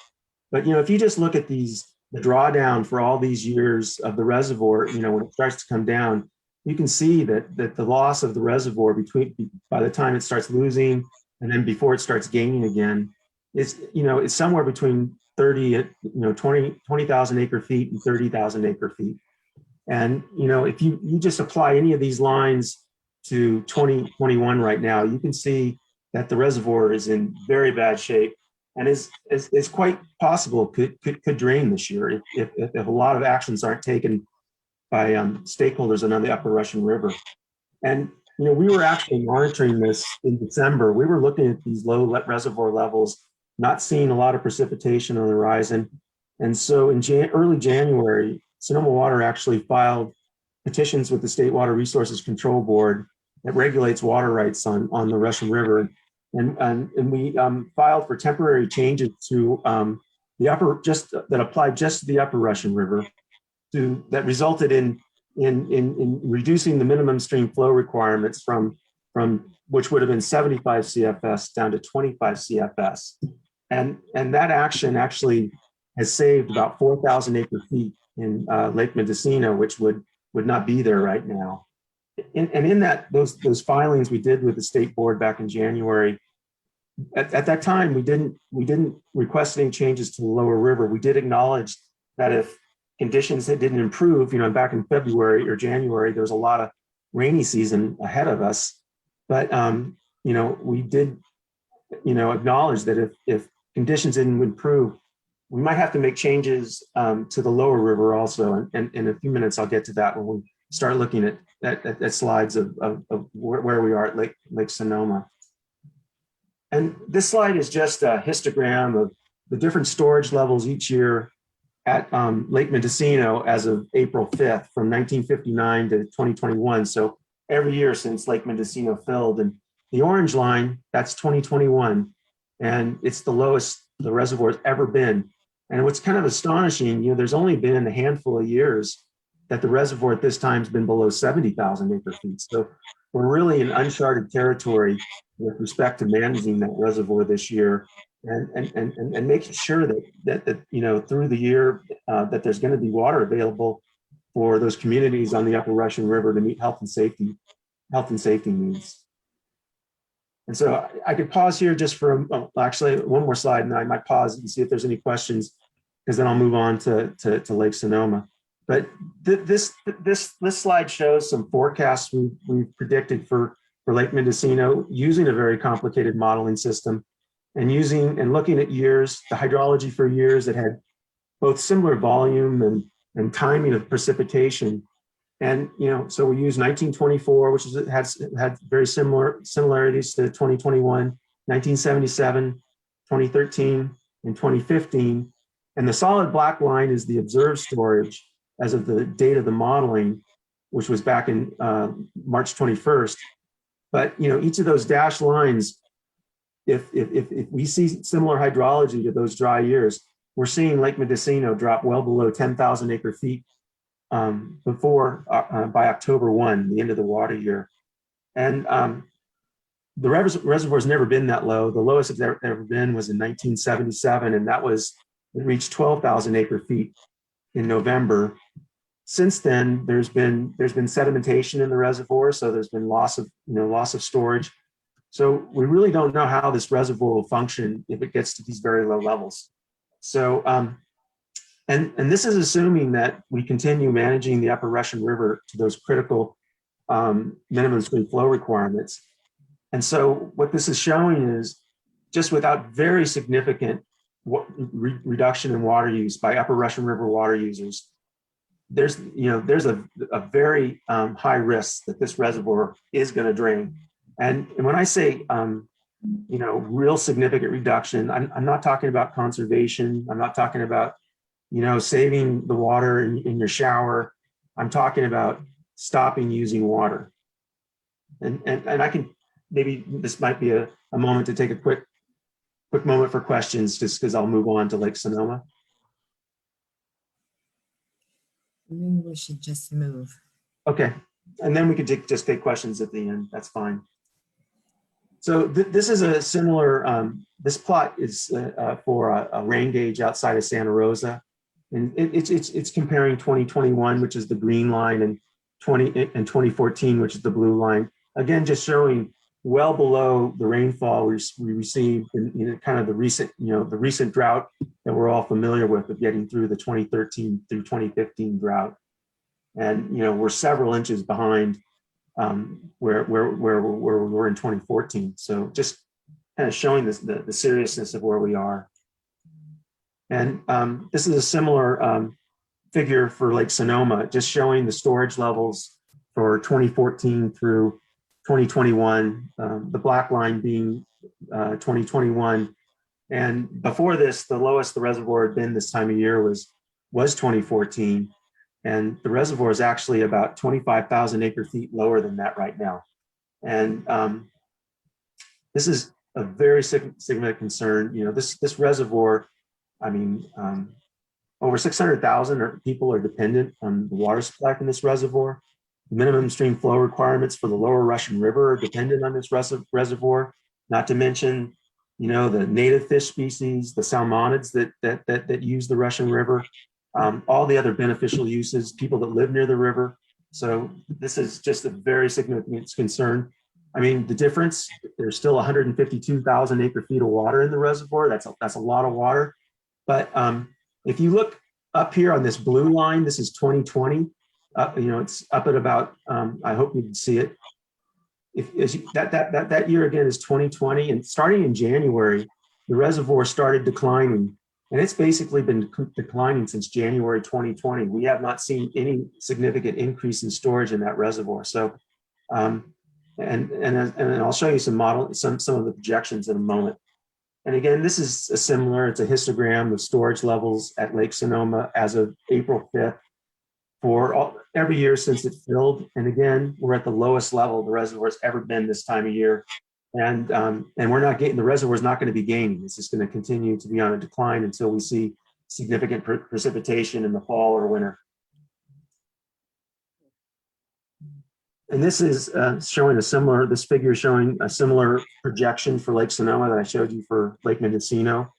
And this is why we're really getting concerned. We're using these same hydrologic years of 1924, 1977, 2013, and 2015. And in all of these are dropping close to or below 100,000 acre feet by the end of the year. And this is just really concerning with everything that's so dependent on the water that's released from this reservoir. And because of this, as I mentioned, we hadn't tried to make any change, hadn't requested any changes to the state board with respect to flows on the lower river, but we will be filing another petition in May, and it will request changes to the minimum stream flow requirements and also commitments from Sonoma Water to reduce its diversions from Wohler Mirabel and also any other entities that divert under Sonoma Water's water rights to do an equivalent reduction in their diversions to help preserve storage in this reservoir. And so I just to kind of put things in perspective with historical droughts and actions that were taken after those droughts. So this just shows this cumulative rainfall again for Ukiah. And I think what's really significant is if you look, the very lowest was 1977, but the next two are actually 2021 and 2020. So, you know, number 2 and number 3 are the 2 consecutive years of facing right now, with 1976 being ranked number 4. Other significant years where we faced drought: 2004, 2009, 2007, and 2013, 2008. And this just puts those years in chronological order. And I just want to point this out. You know, we had the 76-77 drought, which was a really serious drought for the Russian River watershed to get through. At times, the Russian River was disconnected. There was serious water quality issues. And, you know, what came out of that was the completion of the construction of Warm Springs Dam and Lake Sonoma, which is a huge water resource for this region. And that was big. And in 2007, 2009, that drought, out of that came the 20 by 2020 Water Conservation Act, which required urban water users to reduce their water use by 20% by 2020. There was CASGEM, which was the California statewide groundwater elevation monitoring program, which started monitoring groundwater levels in all the groundwater basins throughout California.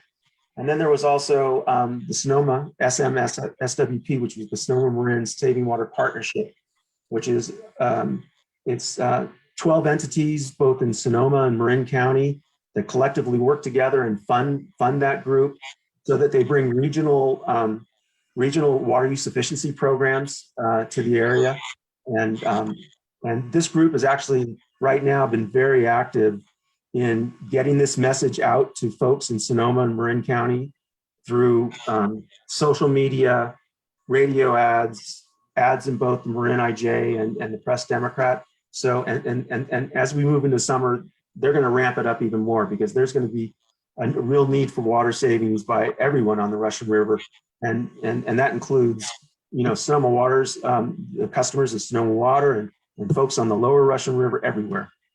And then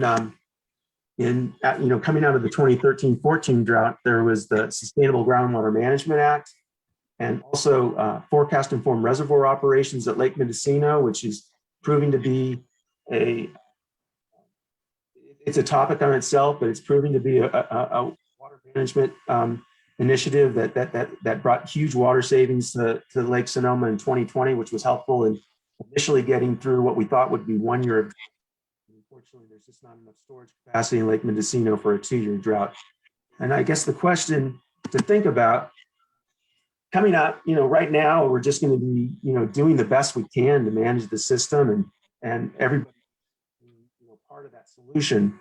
But, when we get out of this and we have time, what do we want to do that's equivalent to a Warm Springs Dam or, some of these other initiatives in 2007, 2009, think bold. What can we do to bring greater reliability, resiliency to the Russian River watershed to ease these type of droughts that we know we're going to face in the future. They're happening now, but we're well aware that climate change can make these experiences worse. And I don't know if any of you are familiar. There's a lot of drought research on historically what happened through tree ring, looking at tree ring research, and there's been droughts very similar to this that have gone on for more than 2 years, 3, 4, 5, 6, 10 years. So if we were facing something like that, what can we do in the future to hopefully make the watershed more resilient?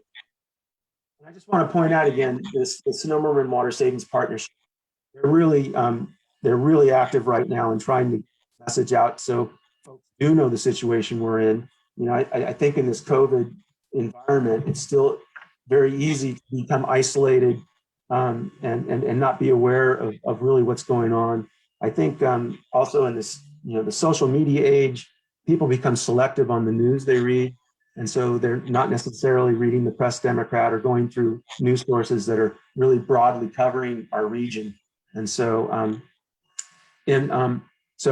just to point out, with respect to SB, that urban, the 20 by 2020, the regional goal for Sonoma for Sonoma County was 129 gallons per day per capita, and that our regional the actual use right now for 2020 was 113 gallons per day. So that program is being very effective at changing people's habits. Not just on the short term to face a water shortage emergency, but changing their habits so that they're using less water all the time.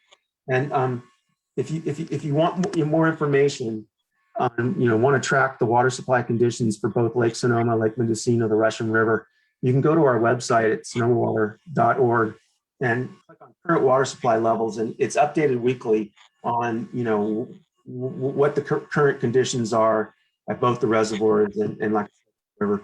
And you can also visit savingwaterpartnership. It has a lot of water savings tips, it's a great website. And with that, I'd be happy to take any. I'll stop sharing my screen.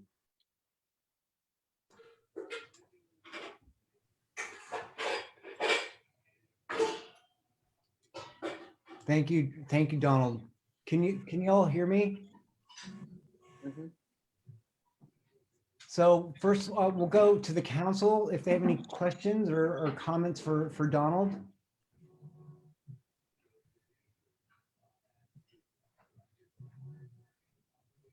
I do, Pip. Okay, sorry. Go ahead, Nick.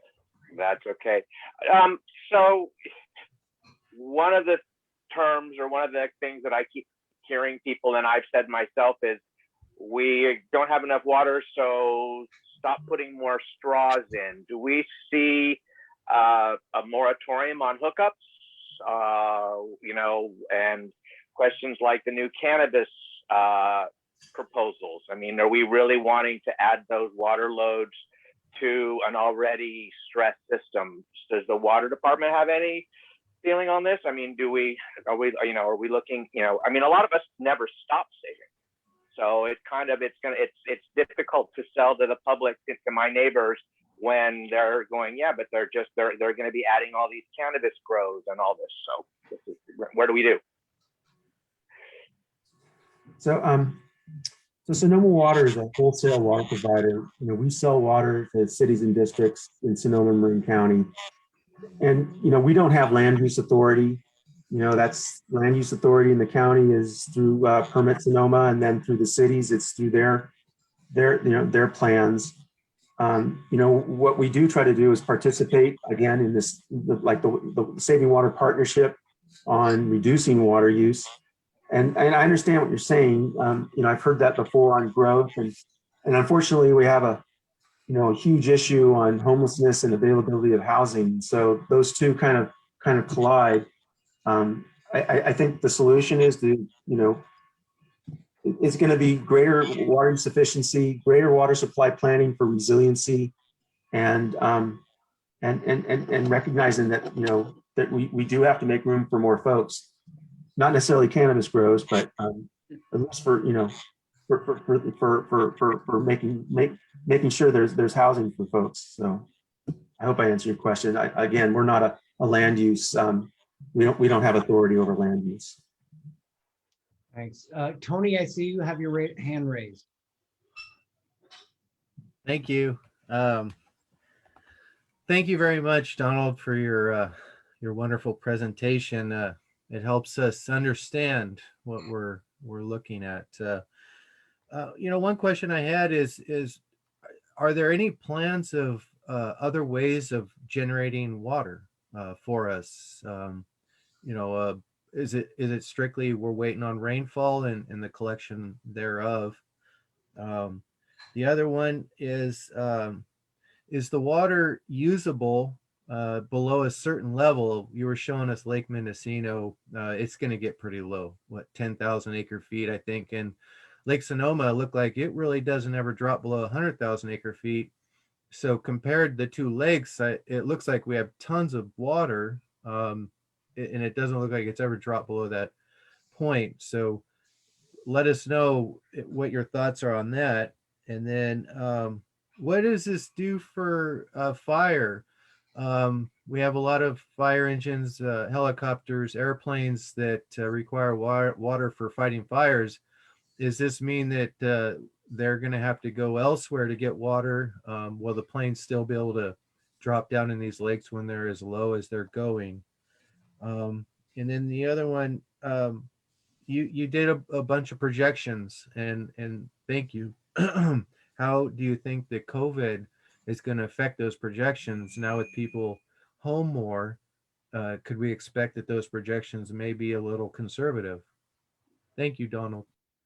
Yeah, I'll try to remember each of those questions. There's 4 of them. The first one on making more water, that's not going to happen between now and, anytime soon.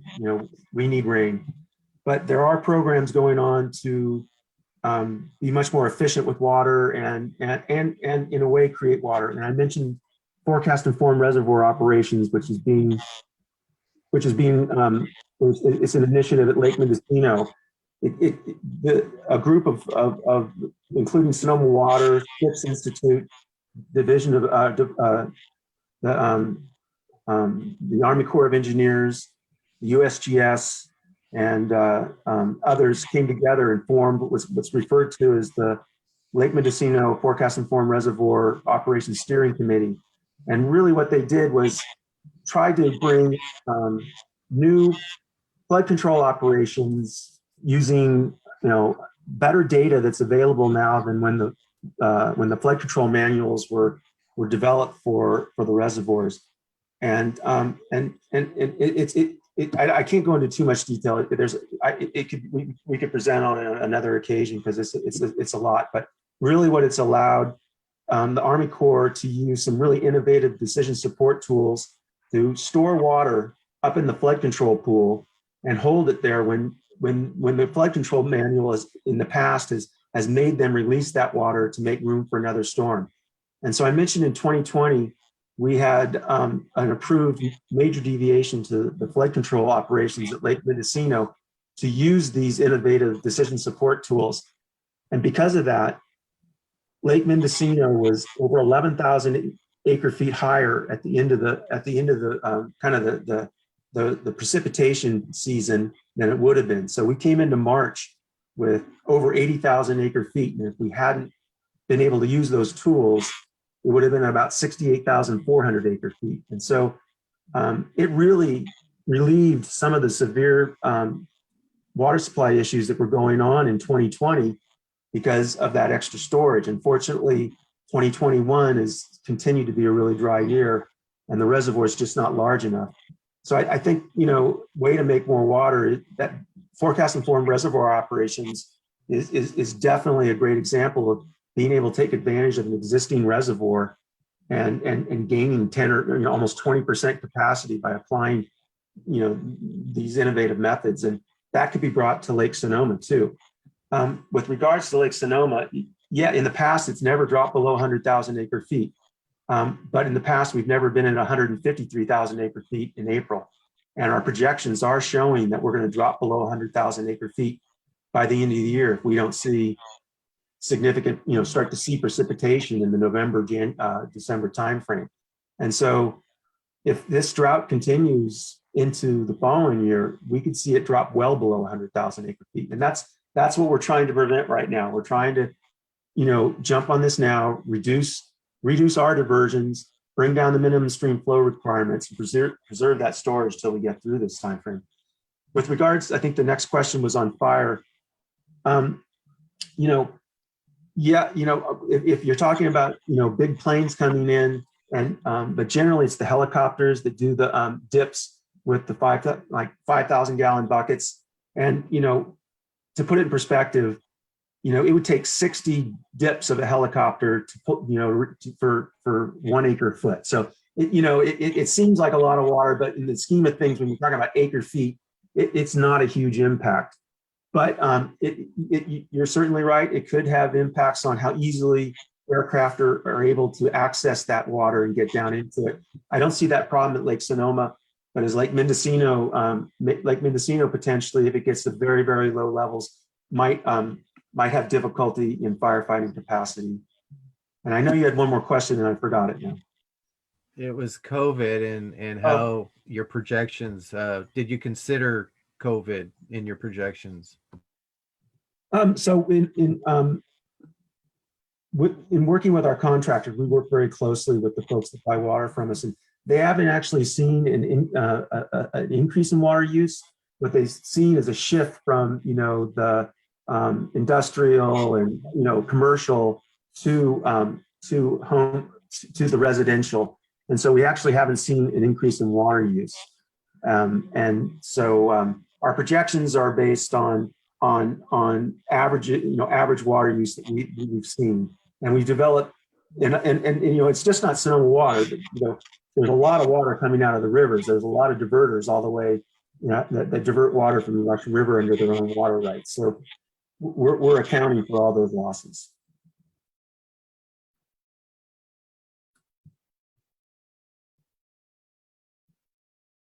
Pip, you're on mute. You're on mute, Pip. Sorry about that. We are kind of running on time, so I know a couple council members have their hands up, but we're going to move to the public now because we still have two pretty meaty subjects to come up to. So can we take two questions from the public before we move on to the next topic? Okay, we have we had our hand raised. Lloyd has his hand raised. So we'll take one from Lloyd, and then we also have a couple of questions in the Q&A. Chair. Okay. Lloyd? Lloyd? Thank you. Certainly if Warm Springs Dam was put forward as a solution to drought issues, then we must ask ourselves, why is it that it is not capable of handling it? What has happened? We might also ask ourselves that the opportunism that occurred with Warm Springs, etc., in making the sales to Marin County, was that now in hindsight a wise decision? Certainly Sonoma Water has been a major player in those decisions, and also the decisions that impact planners, city governments, and the county in regards to issues of growth. And Mr. Donald mentioned changing people's habits. Certainly much more difficult, but much more important, I think, is changing government's habit about thinking that they can always grow themselves out of issues, grow, raise more taxes, and come up with more solutions, etc. It doesn't seem to really work. It hasn't worked, even though they give it their best. Certainly, you also have the diversions that result from state water, etc., and the Eel River and the Lake Pillsbury that affects things now.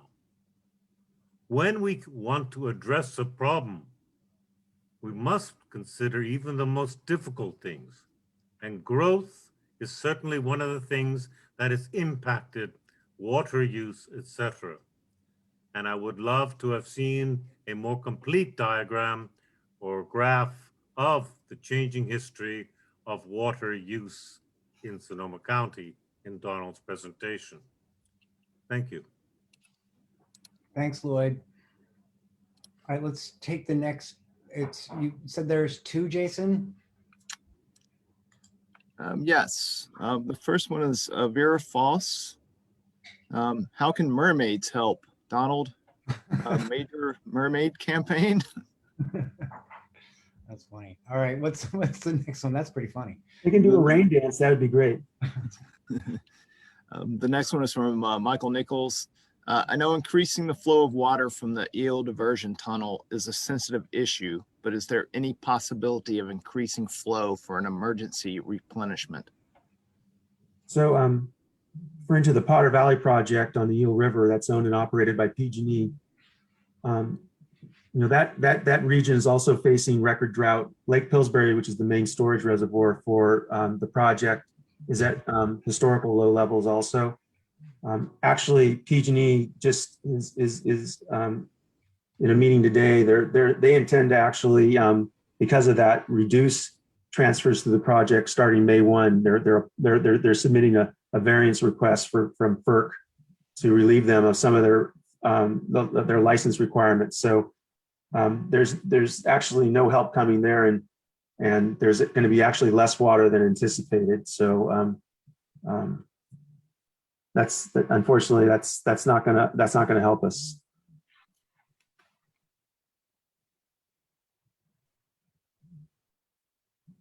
Chair, you're on mute. Thanks, Donald, so much for showing up. I wish I could say that was like a great presentation in terms of what the content was, but it's much appreciated. Well, thank you for having me, and just happy birthday to Director Hopkins. Great. Okay, next up we have Brewer Design, and they're going to talk a little bit about what's going to happen, or what they want to have happen at the MD gas station between Guerneville and Rio Neato. Mr. Chair, it's Nance. I would also ask them the same thing. If they have documents, if they could send them to Jason or Elise, and we could include them in the minutes. Okay, great. Okay. All right, you guys are up. Hey guys, first of all, I just want to take the opportunity to thank everyone for, can everyone hear me okay? Yes. All right. I just want to thank everyone, the board. Elise, thank you so much for giving us the opportunity to speak with everyone, present our project. Guys, my name is Harmon Dillon, and I'm here with Martin, and I'm representing my project, myself, and my family.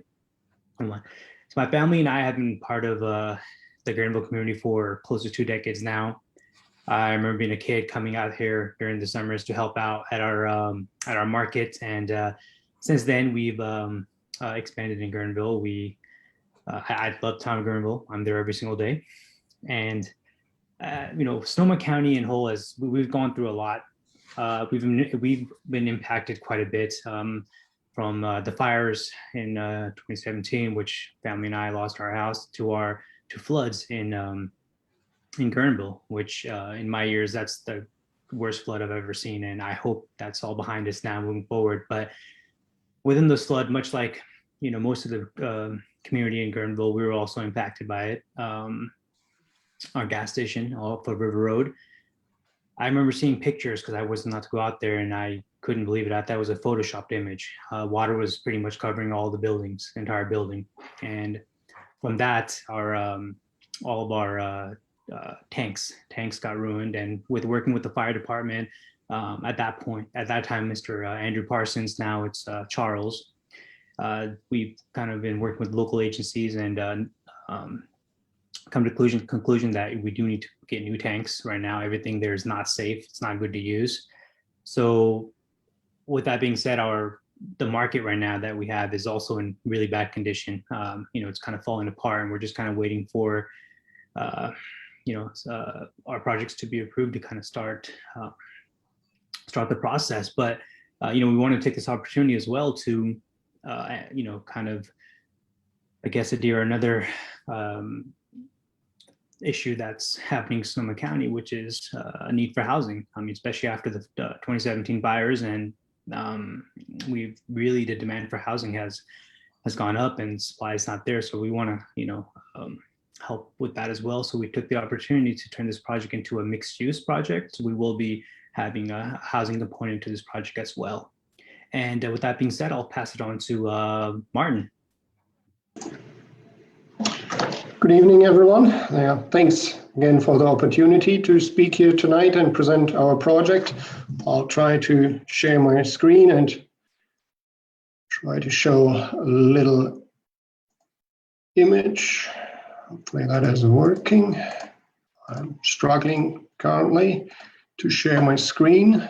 Oh, Martin, if I also may add, we are looking very forward to working with both Chair Pip and Nick as well. Can everyone see my screen now? I hope so. I don't hear any feedback. So yes, as I just mentioned, I'm Martin. I'm with Ruff & Associates. We have been working with Haman and the county, specifically with Derek Michelson from the planning department on this project over the last 2 to almost 3 years, I think. We also had a public hearing and got a lot of valuable feedback from the community, especially the neighbors directly around it. And as Haman mentioned, currently the situation out there is unfortunately not the best due to floodings, something simply due to the age of buildings, but also the situation as it is with just nothing but hard surfaced areas, no landscaping, and just tarmac. And we have been working on this project and made quite a few changes over the last half year since we got the feedback from the community. The biggest change is, of course, the size of it. We reduced it significantly because that was one of the biggest feedbacks we got, that it's just simply too big, and that's how we reduced it. And so the current development is proposing another gas station as it is out there right now. It's exactly the same size, same amount of gas pumps, so it will not lead to any increase of traffic. It's going to be probably pretty much the same. At the same time, we will have another convenience store. There was another element that the community definitely would like to keep and see there again. This one will be slightly larger. It might have a little deli in it if we can make that happen, but the decision has not been made yet. But furthermore, there will be some residential apartments, smaller housing, which we heard a few times tonight already is much needed in Guerneville and all of Sonoma County. So there will be 5 SROs. One of them will be a manager's unit, so there will be actually someone on site pretty much all time to take care of the development once it's hopefully built. And then there will be 2 2-bedroom apartments. The residential apartments, they will be on the 2nd and 3rd floor, so it will be completely raised out of the floodplain, of course. There will be a lift within the building, so everything will be ADA accessible. One of the biggest benefits, I think, for the area will be the landscaping. As you can see, it's indicated there. That's the view from River Road.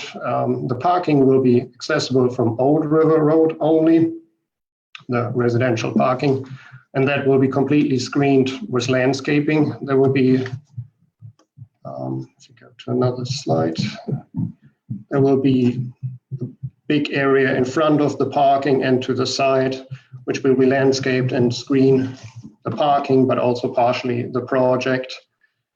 The architectural style that we worked on, we think fits very well into Guerneville as it picks up the Western Falls facade, which is seen quite often in downtown Guerneville.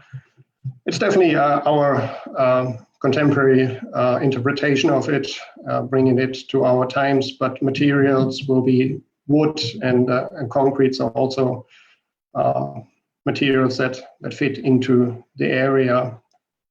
And again, from the public hearing, the biggest concerns we got back then was the size of the project. And back then it was more than twice the size. So we scaled it back significantly. And we think with that, we addressed the major concern of the community that we got back then. We, of course, kept the gas station and the convenience store. That has been welcomed. We got that as a positive feedback that we would keep that.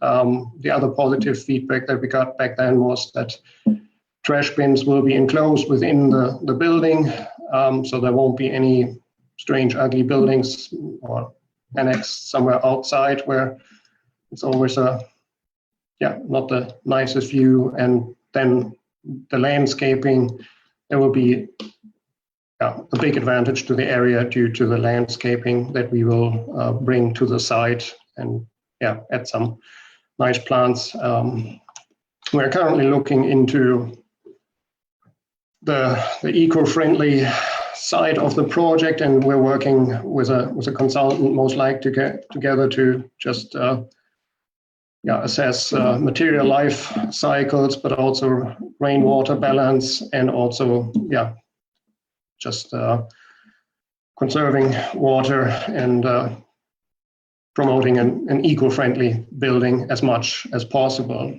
To reduce construction site, we had great success with prefabricated buildings, and not meaning like trailer homes, but just panels that get prefabricated on site and get shipped in a container on site and will be assembled on site, which will mean that construction time will be reduced significantly, but also the amount of trash that occurs on site will be significantly less. And we are currently working with one manufacturer to hopefully get them on board, and most likely we'll get them on board, but they're looking into best way of prefabricating at least second and third floor, the residential floors, to reduce construction costs, of course, but for the community construction time and construction waste.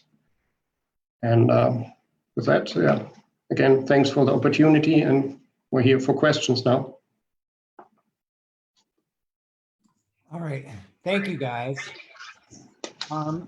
Let's turn to the council members. Does anyone have a question? I have a question. Yes. Hi, thank you. I was wondering if the property owners know if any Sonoma County housing vouchers would be acceptable for the tenants that are going to occupy the unit. So currently, we currently do own some like residential property in Guerneville, and we do work with the county with vouchers, and we work with HUD currently in one of our houses, that section near this property. And we've had great success in working with them, and tents have been great, and the work with the county has been great as well. Everyone's very transparent. All rules are being followed, and we obviously, I'm in Guerneville on a daily basis, 7 days a week for work purposes. So, visiting with them and just make sure everything's good. And I'm the one that kind of takes the front seat in that in our family, and making sure that everything's good. So to answer your question, yes, we've actually are currently working with them, so it wouldn't be something new to us. Great, thank you. That's good to hear. Of course. Any other council members have any questions? Okay, with that, I think we have some public questions. One is from Vera. I can actually see it now. This is from Vera Faust, and she asked, what will happen to Fife Creek Antiques? That's a great question. We have other property. One is around Sonoma County. So we currently are just still working with them to see if we don't want to see them go. They've been there for so long. They actually went and we were actually the property owners when they came in. So, I mean, we brought them in there. We don't want to see them go. So we are working with them to get them get him to one of our other properties, and just making sure we're just trying to be very transparent with them and giving them, different options. And so to answer your question, we're working with them to making sure that they are still accommodated. Jason, do you see any other hands raised in the? Yes, we have 4 people with their hands raised. The first is Woody Hastings. Woody. Woody? Okay, I just unmuted myself. Can you hear me? Yes. Great. Thanks so much for the opportunity to speak. My name is Woody Hastings. I'm hearing a lot of background noise, so somebody probably needs to mute. But anyway, Woody Hastings, Coalition Opposing New Gas Stations. I was not at the public hearing that's been referenced, so this is my first awareness of this project. First, I guess I'd like to say, my heart goes out to Mr. Dillon and his family. They lost their home in the fire, and it sounds like they were affected in the floods. I'm still hearing a lot of background noise, so somebody needs to mute, I think. And Mr. Dillon, you mentioned that you hope that that's all behind you. I think that some of these episodes, the wildfires and the floods, are the result of the climate crisis that we are in the midst of. And so I don't think these kinds of disruptions and episodes of wildfires and floods are behind us. I think it's a period of time, the 2020s and forward, where we need to be looking at transitioning away from fossil fuels that are the root cause of the climate crisis. Mr. Dillon mentioned my main concern here is around the underground storage tanks. Mr. Dillon mentioned them very briefly, but Mr. Brewer did not touch on that at all. And I'm presuming that the impetus for this entire project is the fact that in 2025, the underground storage tanks need to be double hulled. I see I've got 23 seconds. So my question is that the case, that the intention here is to replace old single hull tanks with double hull tanks? That is if that's what's underway here, I'd like to suggest that if you are going to go forward with this project, you clean up the underground storage tanks and put any new tanks above ground. Thank you.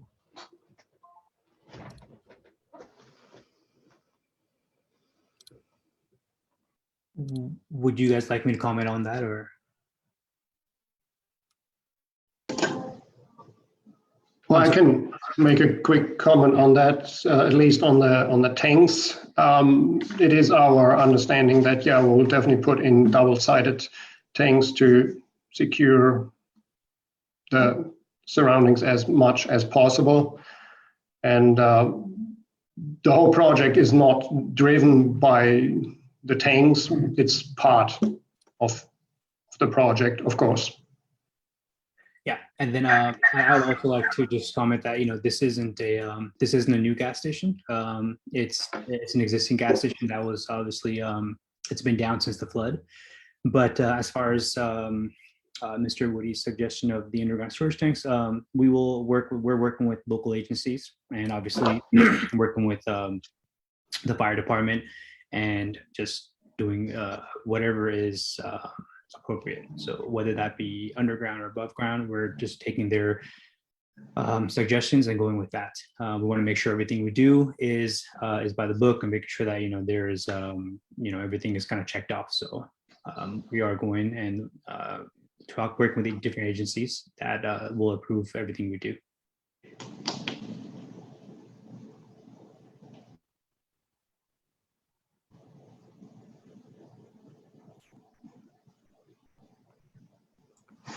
Jason, who do we have?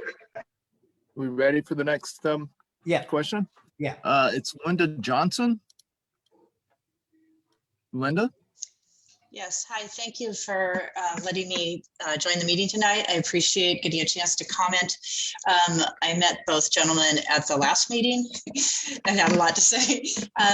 I would still like to say, I don't think it has enough charm to be in the scenic area as much as I would like it to have for as being a neighbor there. It's really flat and not colorful or having any charm. So I would like you to consider thinking about adding some more charm to the building itself. I also want to confirm if the hours are going to stay the same and it's going to be closed in the evening hours since you're in a residential area there. And I think my biggest concern as a neighbor there is we all know how much that area floods. And Harmon, you did say that it went completely into the apartment. The building was underwater last time. And I want to know if the second floor and third floor apartments are above the area that flooded in your current apartments. That section of the road is the lowest level of the area and is the first area to flood since all of the water off of Orchard Road drains to that point. And I just want to be sure that you're not creating more housing that's going to flood, and what you've done to be sure that it's above flood level since your current second story apartments flood. Thank you for the chance to comment. Thanks, Linda. Thank you, Linda, for your feedback. I remember talking to you as well 2 years ago. We have been working obviously within the guidelines from PRMD and scenic corridor on our design. And we feel that the materials that we choose fit very well into Guerneville, mainly the lumber. So from that aspect, we think we came up with a design that fits very well into the area. If you walk through Guerneville and look at the facades there, then they may be in between. There might be different colors, but the facade of each house itself is mostly just one color. And I think we are representing this here as well. Regarding the flooding, the apartments are completely out of the floodplain. They have to be. We're working, of course, with a civil engineer, with a FEMA map and all that. We are out of the floodplain. The apartments, at least of what we know right now, would not flood. We can't predict what the future, of course, will bring, but based on the 100-year floodplain, they would not flood. They're out of the floodplain.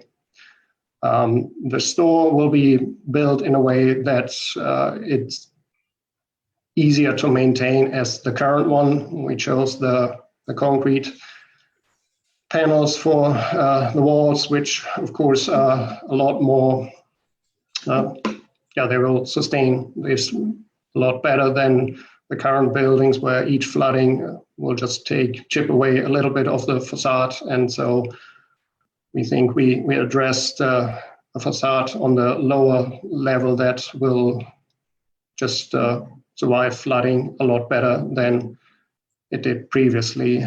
And then I think you had a third question, which I can't remember right now. I'm sorry for that, if you don't mind repeating that.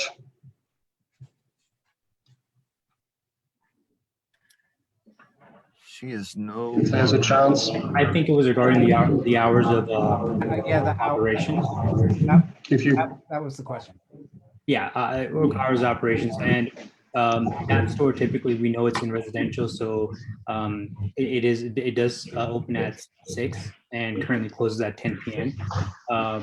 We've seen great success in that with the community as far as nearby nearby houses that need to just grab some milk, grab some just bread, grab some last minute items for dinner or whatnot. So with that being said, those are the current hours. We don't anticipate on opening it further than that, but right now that's kind of what we have in mind. Great, thank you. Of course. Thank you guys very much for coming and showing up. Much appreciated. It's appreciated too that you did this. It seemed like it was a lot of feedback from the last round. But with that, I think we need to move on to our next item because we are pressing on time. Just one quick question. Pardon? We definitely can share the documents that we were showing on the screen, and thanks again for those. That'd be great, and you can send those to Elise, and she'll make sure they get to Nance. Great, Thank you all. Again, guys so much. thank you all so much. Thank you, Elise, for really working with us and helping us out and, getting us on here. And everyone, is great to meet you guys again. And like I said, Nick and Chairman Pibb, we look forward to working with you guys and the rest of the community. So thank you again. Really appreciate you guys having us. Really do. Thank you. Thank you. Okay, next up is the radio network. So Lois, are you there? Are you still with us? Yes, I am here. Okay. I'm here. Okay, go ahead. Okay, excuse me.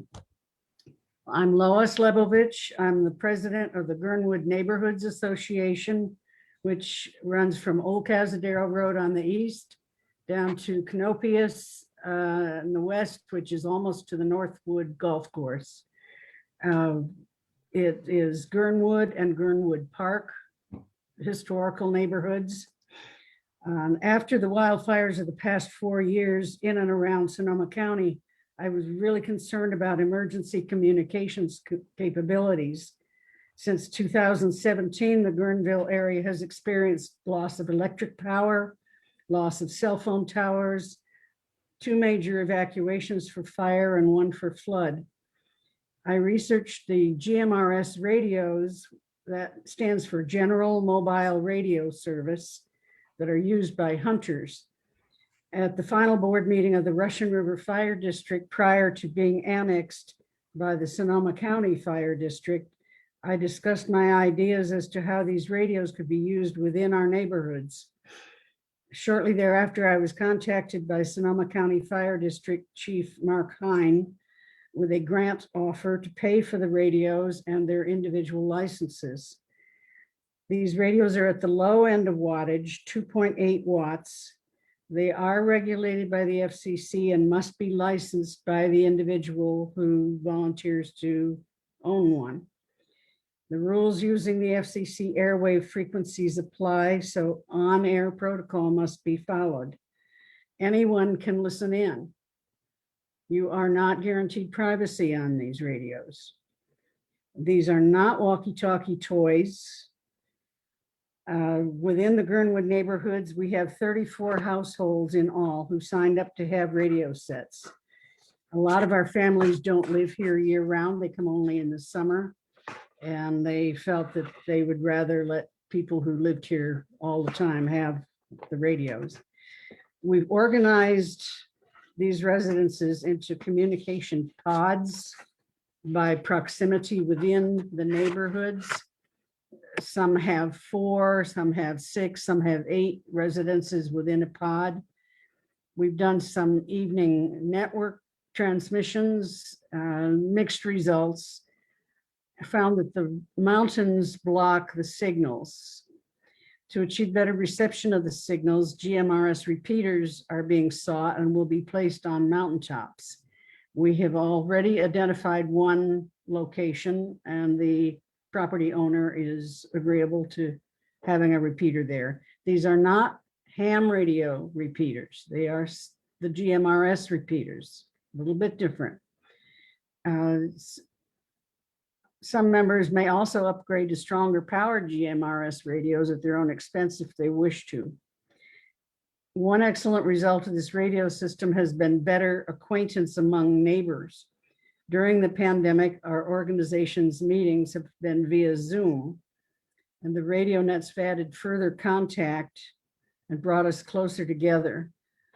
The radios are useful during evacuations and keeping in touch with members of households as we evacuate in separate cars.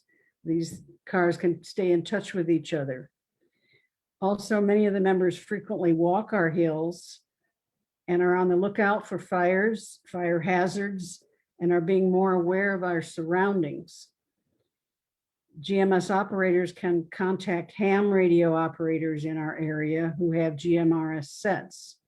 The ham radio operators can then forward emergency notifications up the chain to the Auxiliary Communications Service radio operators, the ACS, and to the Emergency Operations Center in Santa Rosa.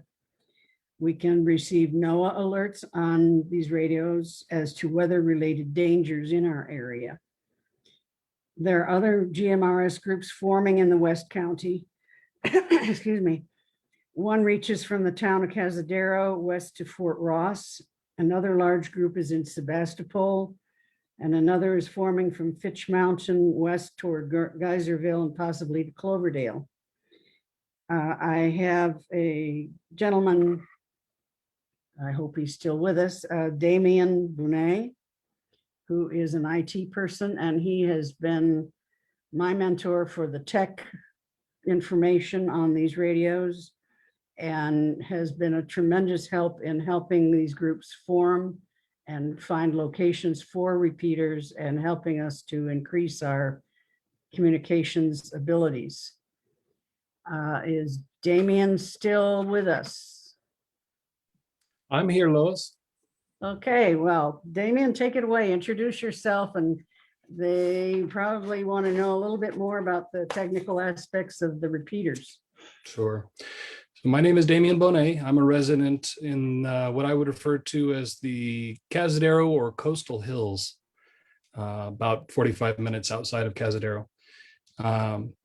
I don't have anything specifically prepared for this. This was a bit of a surprise to me, so forgive me as I'm going to wing it.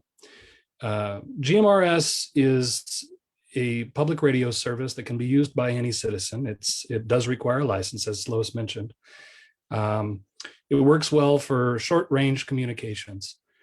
So in order to make that a functional system for what I would refer to as last chance communications within the area up here especially, it is necessary to install a repeater. And that repeater would listen to the signal from a handheld or a mobile unit that somebody possesses, and it would retransmit that. So that repeater would be located in a high location so that it could reach as much of the area as possible. So far, we've been successful with 3 repeaters in the coastal area. One in the Fort Ross Volunteer Fire Department District, one at the top of Muniz on the coast, and one at Timber Cove. We're currently looking at installation of at least 2 more in the Cazadero area to support that community. And another one for right now, 1 and possibly hopefully 2 in the river area, as well as assisting Occidental and North County in those same efforts. So again, I want to stress that this is not a replacement for 911. This is not something that you would use in lieu of existing systems. It is something that would be available to you when nothing else works. It can be used to pass information about what's going on right now at a given moment. And it can be used to reach out to others in a case where, say, you don't have cell phone service and the landlines are down. But that's about it. Thanks, Lois. Thanks, Damien. Does anyone from the council have any questions? I just had a quick question, Pip. What's thank you so much. This is so informative. I really appreciate it. What is the footprint of the repeater, and is it a permitted use, or is it just a neighbor that has a spot for it? I was just curious. So the footprint depends on the terrain. We try to locate them as high as possible in order to provide a large footprint. 2 different examples. Timber Cove, the repeater that is there, really only serves a smaller area out on the coast. Whereas the Fort Ross repeater has a much wider throw and can actually be reached by people in Santa Rosa. The use for that is in order to facilitate maybe an area to area communication when, say, communication lines are down. Somebody in Santa Rosa, maybe an ACS member, a ham operator, would be able to talk to the Fort Ross repeater, get a message to somebody in a time of need. And that could be, a message about a tree down during an evacuation. That could be a message about a fire that has maybe taken some communication lines out and we don't yet know about in the middle of the night, or something else.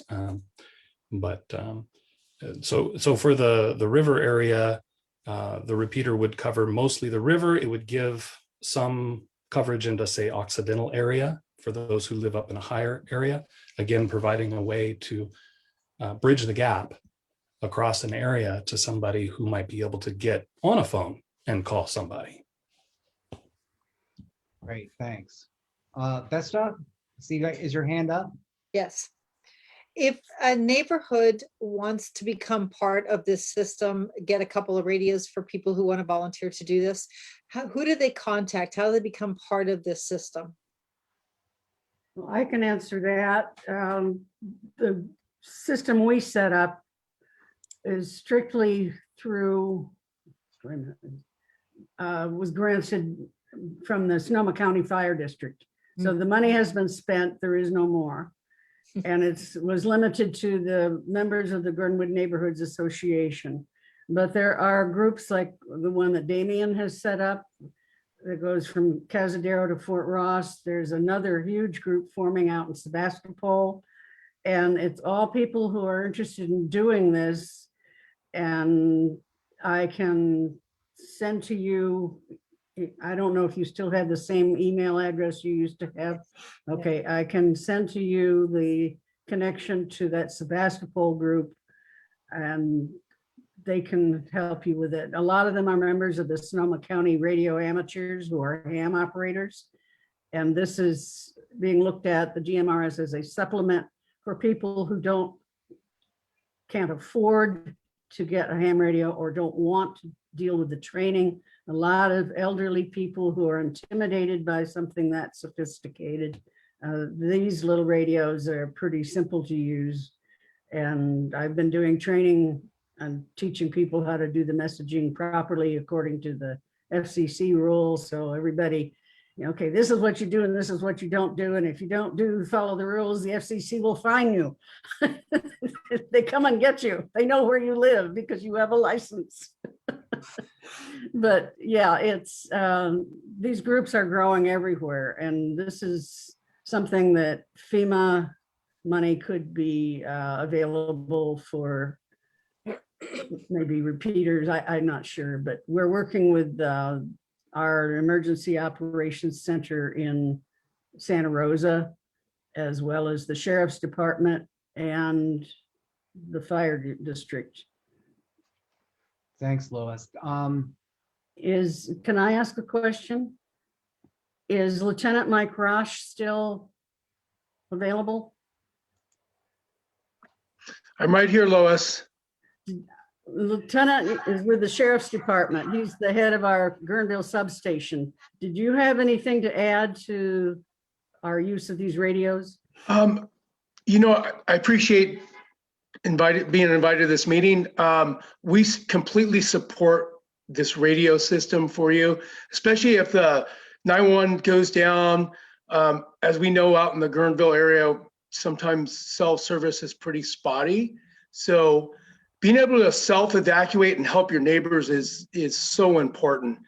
And when communication goes down, if you can communicate with your neighbors and other people in the pods, that will really help get messages out where to evacuate to. And as Lois, you and I spoke a little bit, early evacuation is so important to not wait very long, be ready to go, and have whatever is important to you to leave, like documents and so forth, and get out as early as possible. I've been part of 4 evacuations through the fires, and it's very important not to get that gridlock traffic. Then it becomes an emergency. If the fires start swooping down, people are going to be in real danger. So having this can really help get the message out where you guys need to evacuate, where you need to go, especially when all the communication goes down. This is supplementing communication when there is none. So that's really all I have to say. And also, I have a little thing I'd like to share. I don't know if you guys can all, I'm in my house, so it's hard to see. These are evacuation tags that the Sheriff's Department has made up. And what this is for is we'll have them at the Guerneville sub, we'll have them at other places beginning May 1st, where people can go by and pick these evacuation tags up. They're just for the unincorporated area where you can keep them at your house or get a whole bunch of them for your neighborhood, for your friends. And if you evacuate, it's really important. It can be really important for us that you put these on strategic places like your fence, your mailbox, very visible areas. So when you do leave your house, we know that everyone's out of the house and we can go to the next home and evacuate people. We use the high-low sirens. We get out of our cars. We go door to door if we have to, especially I heard Herman was on the meeting earlier, and I know where he lives, Sweetwater Springs Road, and that we had to go door to door evacuating people there. And that's pretty spread out and that's very time consuming. So it's really, these things would be great if people could get these and keep them at their house and give them to their neighbors and that type of stuff. And if they self-evacuate, put them on your mailbox, some visible spot where we can see that, and that way we move on to the next home. That's about all I have to say. Thank you for inviting me. Thank you. Thanks, Michael. So do we have any questions from the public? We do. Lloyd Cuccione, he has his hand raised. Lloyd? Hello, Lois. We met many years ago. Nice to see you again. Hi, Lloyd. You're looking well. Thank you. I apologize, but I'm going to digress a little bit. I had my hand raised during the MD gas station, and I waited patiently, and Mr. La Plata or whoever apparently didn't see that. I live behind that gas station, and I certainly had input I wished to give, and I had attended the design review meeting, and I wanted to continue with that, but that didn't happen. So be it. Mr. Goodwin, it would be very nice to have a conversation with you.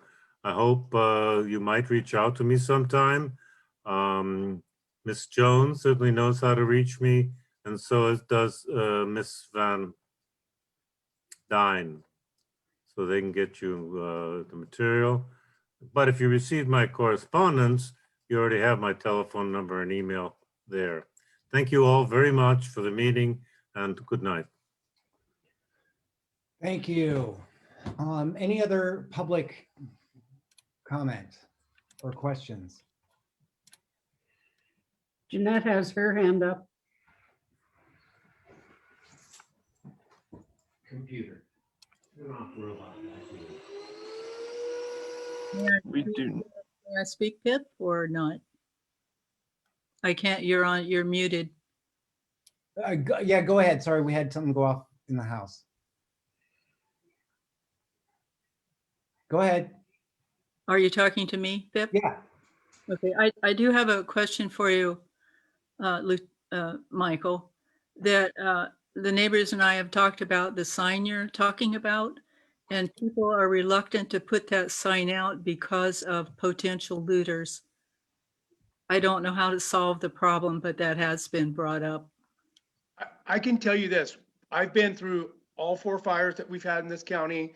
What we do when we do evacuate people, we put hard road closures, and we put saturated patrol people. We have not had a looting problem. Anyone that's looted, we've caught for pretty much the most part. And so that hasn't been a problem. Good. None of the 4 fires. So hopefully that puts you a little at ease. I can understand people's reservations for not putting those up. I can completely understand, but we haven't had an issue with it. Okay, that's very good to know, and I'll pass that on. Thank you. Thank you. Thank you guys for showing up. It was like great information for folks to have. I think Tony still had a question. I do. Is it okay if I ask? Oh yeah. I didn't see it. Sorry.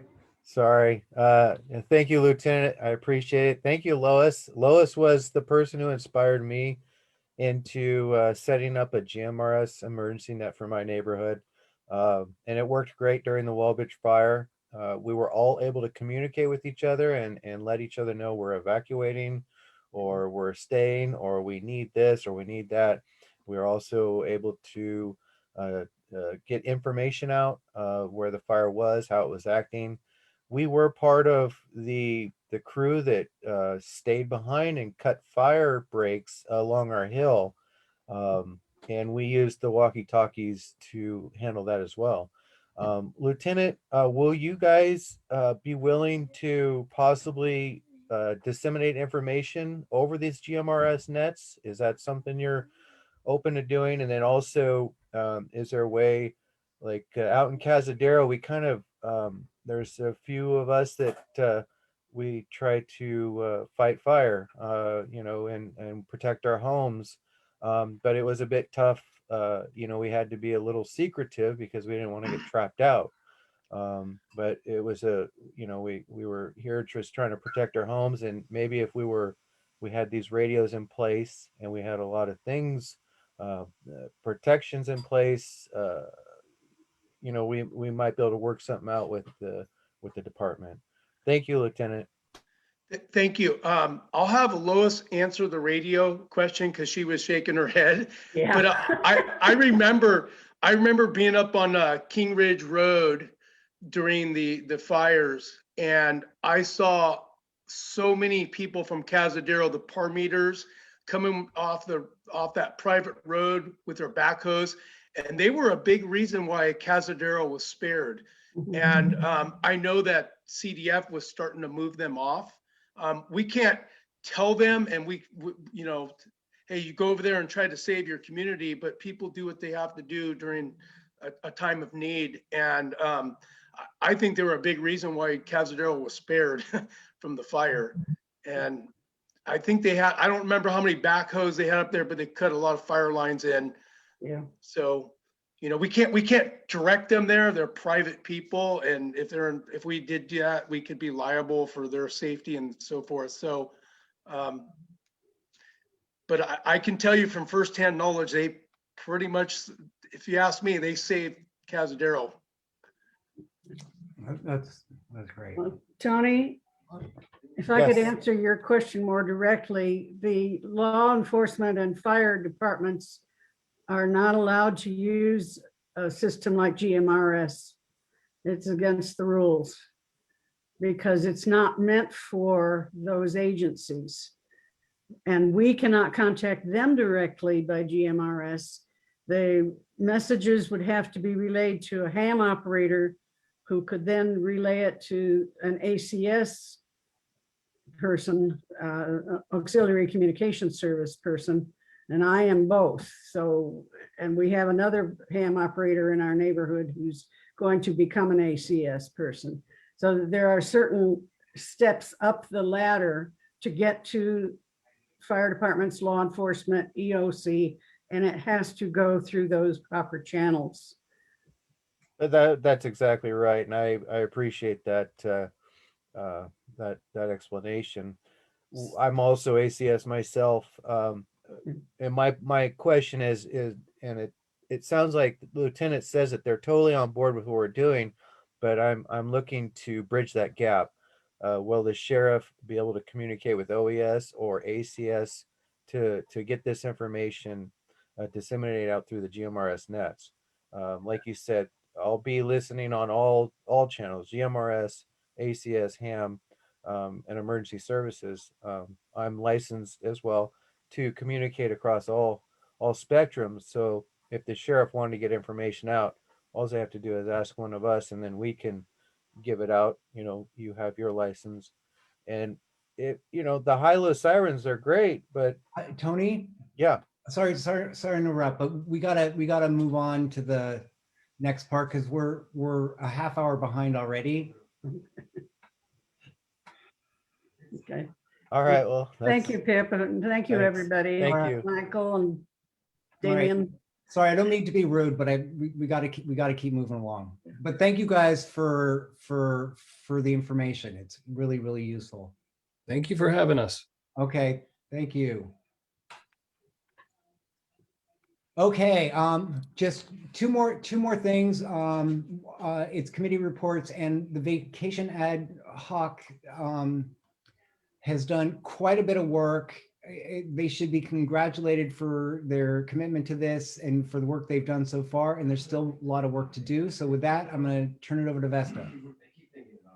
Thank you. You will see Jaylon has got little signs for our committee so we don't go over. I want to introduce the people who are on our committee because, first of all, Lucy Hardcastle, who was the chair of the committee last year, Cynthia Streckler, me, and Nick Pereira were on the committee last year. Lucy will be giving us a report of what we accomplished last year. This is a continuation of what we hope to accomplish this year. The concept of the cap on vacation rentals in Sonoma County is to basically give us time to come up with data. So a lot of what we're trying to do right now is data. And as Pip explained earlier, we can't do anything more than influence. We have no decision-making power at all, but we want to influence when the county rewrites and revises the current vacation rental ordinance. We want to influence what they say in that ordinance, and then of course empower the enforcement of that ordinance as well. So that's a really big part of what we're doing. We're collecting data, and we are Nick wants to create a guide. He will tell you about that. But I would like to also, you'll see Neil here. He is, I think, identified with my name. There he is. Yes, there he is. He's wonderful. He is a former retired county employee, so he does policy really well. He gives us a lot of in-depth information. Jaylon Crow has been my partner for a long time on this. She's going to help us with what we hope to be a website, because we're using Facebook for this, limits the number of people who have access to it for all the people who don't do Facebook. So we're hoping to have a place where people can give us input, because that's what we're going to need, a lot of input. There's only so much we can gather. Lucy, can you tell us how far we've come, what you accomplished last year? Well, first of all, thank you for your leadership, Vesta. The committee, that ad hoc committee, was started in April of last year. It took about 4 months and came up with an 11-page document. 1 page on the history of vacation rentals, a couple of pages on the regs, half a page on national issues, because this isn't just our issue alone, and 7 pages on the survey that Nick and Vesta created and had 700 respondents. In conclusion, we came up with the, which is supporting what Vesta has said, is that there's a lack of data on the numbers of both permitted and unpermitted vacation rentals in our area, that there is a perception that there are no consequences to any problems with adherence to regulations. That doesn't seem to have any teeth and means nothing as far as the perception goes. There's a concern that there's an increased number of river homes that are being requested to turn into commercial properties, and also a perception that this is just too messy or too difficult to tackle, and that the county hasn't really had the political will to sort of figure this out, because it tends to be complicated. And now Vesta, take it away from where we're going now. Okay, I am going to share my screen, because the part of what I have been doing was been as much data collection as I can do at this point. Is simply up to this point, which is rather small. I finally contacted Permit Sonoma. They gave me some information on how to get data. So I'm going to show you what I have. And whoops, here we go. Hold on a second. Right over there. Okay, so this is like from Permit Sonoma. I was able to download some, can you see the spreadsheet? Yeah. Okay, good. Very small. It's very small though. Yeah, I think it's the nature of this screen share program, that it goes, you can create your window as big as possible. But basically what you're going to see is that I've created about A through P of data that I want to compile. And some of this is going to take a lot of research. Some of it is simply not provided by the county. So TVR permits are vacation rental permits, and these are our territories. Right now, Cazadero is white, Forestville is blue, Guerneville is green, Monterey is blue, and you see one Rio Neto. And that is because basically Rio Neto has a Guerneville address, and that means that it's not coming up as Guerneville. This next list are hosted vacation rentals. And so it doesn't look like there's a lot of hosted vacation rentals. But one thing we discovered in our committee last year was we wanted people to feel that if you wanted to stay in your home and you couldn't afford to, like your kids are raised, blah, blah, blah, you want to stay in your home, a hosted vacation rental could be a good option of staying in your neighborhood, being part of your community, and being someone who's responsible, who lives on the property. So in a lot of ways, we would encourage hosted as opposed to unhosted vacation rentals. I'm going to show you the map that I put together based on what I pulled off from the county. There are just a couple of sites that I found. I went into do a Lower Russian River vacation rental research, and what you get is more information. So that's one of the things that we're going to require people to help us with, neighborhood by neighborhood. As you get in, you can see how this looks out across the county, and then you start zooming in on the neighborhoods. And this is how we can say this is a neighborhood issue, because you can see streets, and then you go closer and closer in on this, and you can see houses. And when you can see houses, you can define what is a neighborhood. And so this is again where we're going to ask people to help us define what is a neighborhood and what you feel the impact of these homes are on your neighborhood, so that we can help the county write rules. This particular screen right now has one of them pulled up. You can see that when you click on the icon, this is a hosted rental. There's a lot of information that comes from the spreadsheet that goes up into this site. And when we can make this public, people will be able to look. They will be able to see areas that have no value, no value. That means we don't know what the information is on that. We have a question. And if we can, the neighbors are going to help us define what the missing information is, and then also tell us where there is a hosted, an unhosted, or an unlicensed vacation rental. And so one of the things you can see when you get into the lists is there are blanks, and those blanks on the permit side are ones that either do not have a permit or they have an expired permit. So you can see one that's line number 12, their permit expired, and yet there they are listed as a vacation rental that is open for someone to rent. And that's on the Sonoma County site. So that's what we're looking for right now. We really need people to help us fill out this information. And so I'm hoping that that Jaylon can put together a website where we can communicate and get information from people. Nick, can you tell us about the guide you hope to put together? Sure. It's just really quickly, it's going to be a guide for homeowners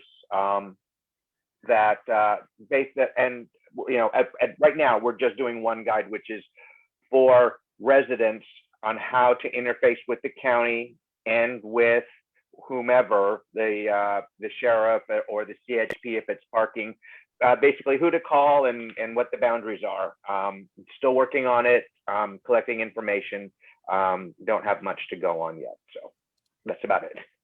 And so part of this guide, the information we collected from the survey last year, when people take surveys, they often just complain. So you don't know about the ones who are happy. So one of the things we said, okay, so someone will take a fixer-upper in a neighborhood, they'll fix it up, and the neighborhood feels like, yes, that's a really good thing. So that part is positive. The part of hosted rentals where someone gets to stay in their home, that part is negative, positive. But people like Claire here, who's, the light just went on her face, she's a person who is on our committee who's helping Nick work on the guide, because there are parts that we need to solve problems. Like the ordinance tells us you're supposed to have something on your gate that tells you who to contact, 24 hours serve, someone contact, whether it's a property manager or whether it's the person who owns the property, that when you have an issue with it, you need to be able to contact someone. One of the big things that I find interesting is the rentals where they say we have 3 bedrooms, but the maximum is 12 people. Whenever you get 12, 18 people in a home, that's when you start running into the issues of parties, that kind of thing. And we also talked about water use. When you talk about water use, a lot of people come to our community, they don't really pay attention to things like our restrictions. Fires, the empty homes, no one's around to pay attention. So what we're looking for is how are these things impacting our neighborhood? Is it impacting housing stock? Is it impacting whether families can own homes in these neighborhoods, and therefore that's impacting school attendance? So right now we're still involved in getting as much information as possible. We will put as much as we can with links or whatever onto the Lower River Mac Facebook page, but then we really want to have our own website for feedback. And that's really what Chelan is going to be doing. And we just need to know what our legal limits are as far as the MAC is concerned. So we're really looking for a lot of feedback to make this as comprehensive as possible and as useful as possible for rewriting the vacation rental ordinance. Anybody else got any comments? Thank you. Thank you, guys. I just want to do a shout out. Like, I love the map. Oh, good. Have I taken that off the screen share yet? Yeah, okay, good. You're off. Okay, cool. All right. Does council members, do you have any questions or comments?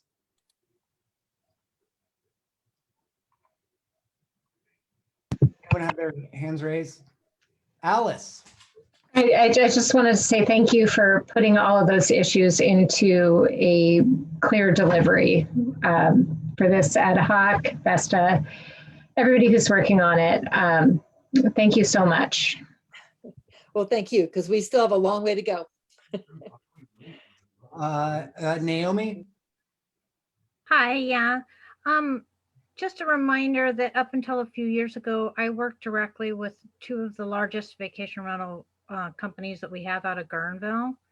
And I don't know if you find it appropriate or not, but I suggest that perhaps you reach out to them and talk to them about how they operate, because we had very strict guidelines that we really, really tried to adhere to: postage, signage, 24-hour contact. So maybe you could learn, just in my opinion, what was working with the locally managed companies, to use that information to help guide towards perhaps the management companies that aren't being, or the, May I'm going to interrupt you here, because I'm doing that. Okay, good. Because yeah, I'm that person. Really I got those contacts. Really we got it covered. trying to get it together, Well, also in the surveys that we did last year, we had two surveys. One was for residents in neighborhoods. The other survey was for professional people who interact or are part of the vacation rental business, because it's really important to engage the vacation rental business in our sources of information. So yes, we are reaching out. It is a big part of everything that we're doing. It's not just neighborhoods. And to be important, it's not us versus them. What we're trying to do is gather data. Right, no, I understand. Yes. It's hard from their perspective. I remember when you are pushing to do the right thing day by day by day, but somehow the public, it seems like the public opinion, which I understand, I really do, is negative, as if the larger folks or just any of them are not operating correctly. That's all. And the unlicensed ones, there is no recourse for the most part. So even on the smallest level, one of the things that we'd love is if we could find all of the unlicensed ones and get them licensed, then perhaps we even have enough income in the TOT tax to have the ordinance enforced, to have someone who's actually physically present on a weekend when the issues come up. So what we're trying to do here is come up with enough data to influence the rewriting of the ordinance, to make it something that can be enforced and that really represents the needs of our community. Smart, good idea. Thank you. Great. Anyone else on the council have any questions or comments before we move to public comment? All right, Jason, who do we have with public comment? We've got two people. We've got Deborah Johnson and Vera Faust. We'll start with Deborah. Okay. Hi, Deborah. Deborah, go ahead and unmute yourself. There we go. How's that? Can you hear me? Yep. Gosh, you guys are troopers. I'm telling you, doing this. Good job. I appreciate all that you guys are doing. It's a lot of hard work. So, wow. I do, Vesta, thank you. It would be good to engage, all aspects of the industry for sure. I really feel like kind of the focus needs to really be enforcement and to find ways to financially support a greater force of enforcements, like an entire department who is staffed 24 hours a day, 7 days a week, and actually so that, because it's the renegades, we always have this group of renegades that just don't follow the rules, create a big problem, and it's usually a kind of smaller group of people. So, and I think enforcement is where it's at with this thing, because when we don't have people enforcing rules for people to follow, we create mayhem for an entire industry. When it's a, I think a lot of the people, like Naomi was saying, the vacation rental folks, the companies, they do a really great, but they need help with enforcement because, there's just not enough manpower. So, and I also want to say, I'm willing to help in any way with that data collection or any way that I might be able to be of service. I don't know if you need that or not, but I'm available. So thank you. Great. Thank you, Deborah. And you do have a perspective that we could really use. And yes, enforcement is a huge part, that the ordinance gets rewritten with more information. There's so many things that are part of the ordinance that are simply not enforced, and that even vacation rental owners aren't aware of. And so that's part of the manual. The manual is good for neighbors. The manual is good for vacation rental owners. And the information we get, like I say, we're highly dependent upon people in our community to supply information that we cannot get, or that we're simply limited in the amount of ability to do that much research. It's a lot of research. So any help we can get, please. Right now, the Lower River Mac Facebook page, we do have our emails on the Lower River Mac County page, but we're going to try, Jaylon's going to try to help us with something where you can actually comment on our page and get us the information we're looking for. Okay, we have a question from Vera. Go ahead, Vera, go ahead. I just have to say, Vesta, you are such a champion and you are my inspiration, girl. For this girl, I would not be doing Friends of Fife Creek Butterfly Garden, your restoration project. And she retires and look what she's doing. Oh my God, am I going to do that too? Thank you, Vera. You're so sweet. I have time now that I didn't have time before. And this is something that I really want to do because it totally benefits our community in all ways. And it carries on the work that Lucy and Cynthia was amazing last year with gathering data at the county level, interviewing people at Permit Sonoma. Astonishing. She has a mind that can handle that kind of thing. And Lucy's very, very, very organized. So we're going to continue to depend upon Lucy heavily, and Nick being in the profession. And I mean, it's just like, it's wonderful to have these people, but we need more. So thank you for anybody who contributes information, lets us know what we don't have. And soon we should be able to show you visually the gaps of what the information we're looking for. Great. So Pip, can you find out about how we can we do our own website? I keep asking. Nance, can you tell us if we can do our own website? First of all, she's so LA. Oh, Lower Russian River Mac website? No, it's something that would be a vacation rental. Oh, I see. Research committee website that. Oh, you froze up. Oh, look, C. Higgins is there. Got to add, get C. Yeah. All right. Is there any C other? has her hand. Mr. Chair, just a quick question. Same thing to you, Vesta. If you have any key slides that you want to include, you could just mail them to me and I'll put them in the minutes, okay? Okay, sure. Okay, thanks. All right. We have another question from C. Higgins. Okay. C? Hi, yes, can you hear me? I've unmuted myself. Yes, we can hear you. Hello, everyone. Greetings from the coast. I just wanted to comment and thank you for this ad hoc committee and the work that you're doing, because you are creating a model and an example for our coastal MAC to be able to follow. And because as you know, we're looking at the possibility of an ordinance. Of course, we have to do it through the local coastal plan. And we have all the similar issues and the unpermitted vacation rentals that cause more of the issues than those that are locally managed. And so I just really want to thank you for this model that you're setting, and not to add to your workload, but I hope that you'll be able to share some of the steps that you took with our coastal MAC so that we can follow your example, because I think what will really work countywide is to have this type of consistency between the coast, between the inland areas, so that we can have an ordinance that works for everyone. And I think that will make it also easier for people that manage vacation rentals to have that type of consistency. So thank you, thank you, thank you. You rock, and your whole ad hoc committee rocks. So thanks. Well, thank you, C. It explains actually one of the reasons why I could not get vacation rental permits listed on the coast. I was wondering why I couldn't get them as part of the information. We had talked about Susan Gorin's territory is just as heavily impacted as the 5th district. So what we come up with, what this committee comes up with, could be useful across the entire county, because the county ordinance is getting rewritten for the entire county. It's not just us, but we can do this work, and hopefully more other communities can do it as well. And maybe we'll be an example for others. That'd be really cool. All right. You guys, awesome work. All right. And we got one last committee for a report. And this, I promise, is going to be a short one. And Lisa is going to just give a very brief update on where the parking permit folks are.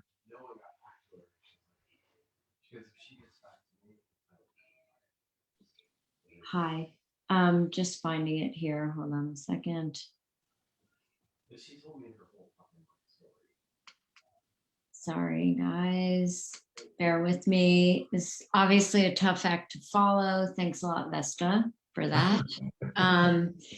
So my report is just that during March and April, we sent out outreach emails to all the people who identified as champions from the survey. So Forestville and Hacienda were in the top groups that really were interested in pursuing residential parking permit, the ordinance. And then we had a meeting in March where Elise explained the percentages that were needed to actually do ordinance writing per neighborhood. And then Phil Gross from the HIA discussed his PowerPoint presentation that he shared with a bunch of different groups. And then we had another meeting where the Forestville folks watched the Hacienda presentation.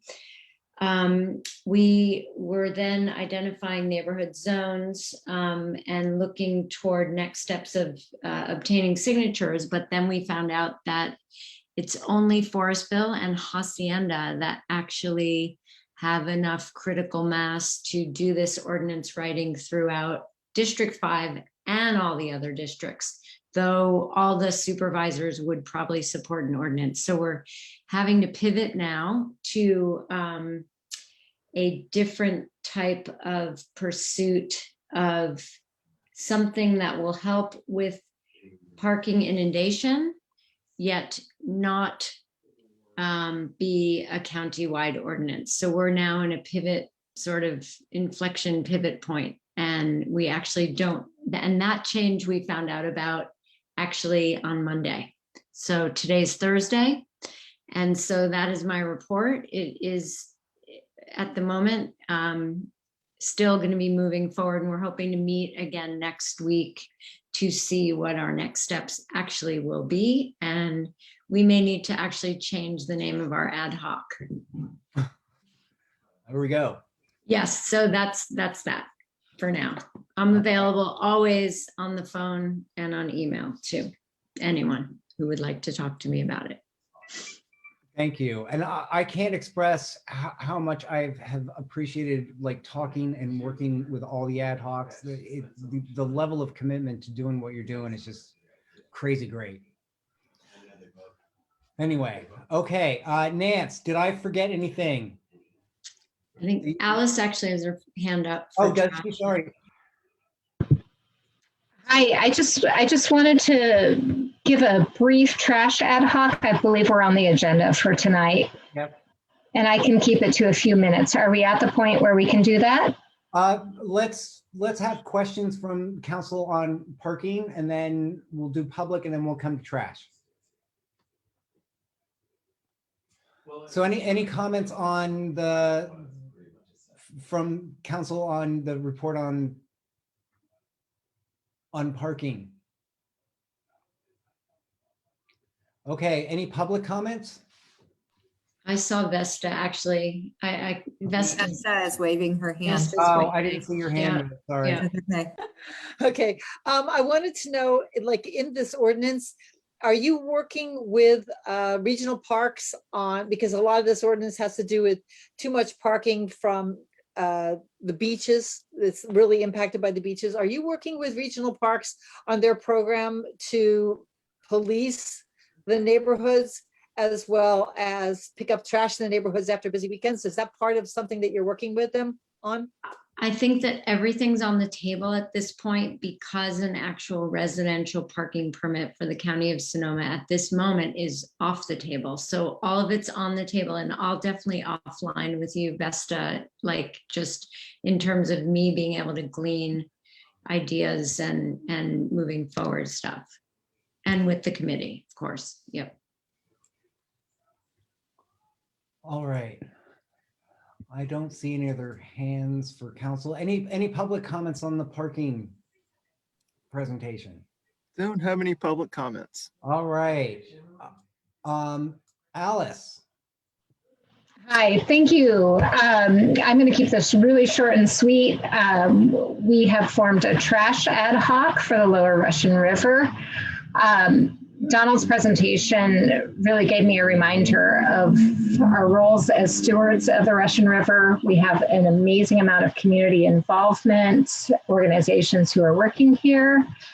The ad hoc formation is designed to address issues of all trash that ends up in the Russian River. This comes from sources such as roadside mowing before trash pickup is done, uncovered loads, unhoused campsites,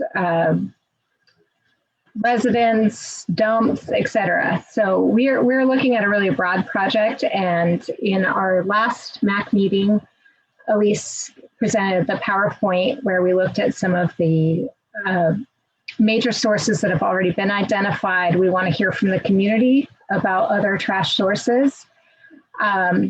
So our goal is just to keep a punch list style report out system so that we're taking issues from the community, what we see, and then also figuring out who our community resources, our county resources, who's responsible for keeping trash out of the Russian River. This involves communities, businesses, etc.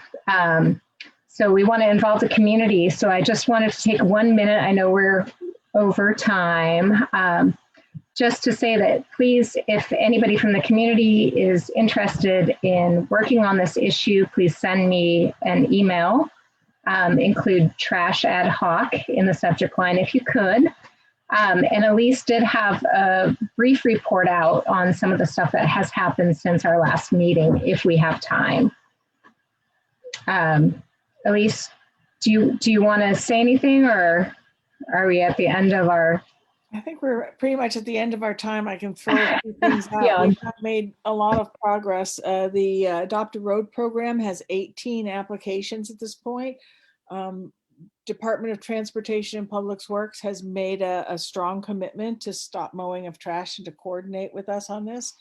Chris Brocate and the Green River Alliance has done a great job of getting trash bags to unhoused communities, and they're starting to stage their trash so it's easier to pick up. We're working with Recology and getting sorted trash bins and a grant for sorted trash bins so that we can't have fly tipping in the trash bins in Main Street in Guerneville anymore. And what that means is, when you have those trash bins that are 3 things that are compost, recycle, and trash, and they have a smaller entry point so that we can't have residents just dumping big bags of trash, which happens now. Recology has made a commitment to regularly picking up those trash cans 3 times a week. Kiri and Sally Sorensen are working from a grant that District 5 provided to handle in between times, to supplement that work. So we're just attacking trash from every issue and doing as much as we can. Great. Does any council members have any comments or questions for Alice? Vesta?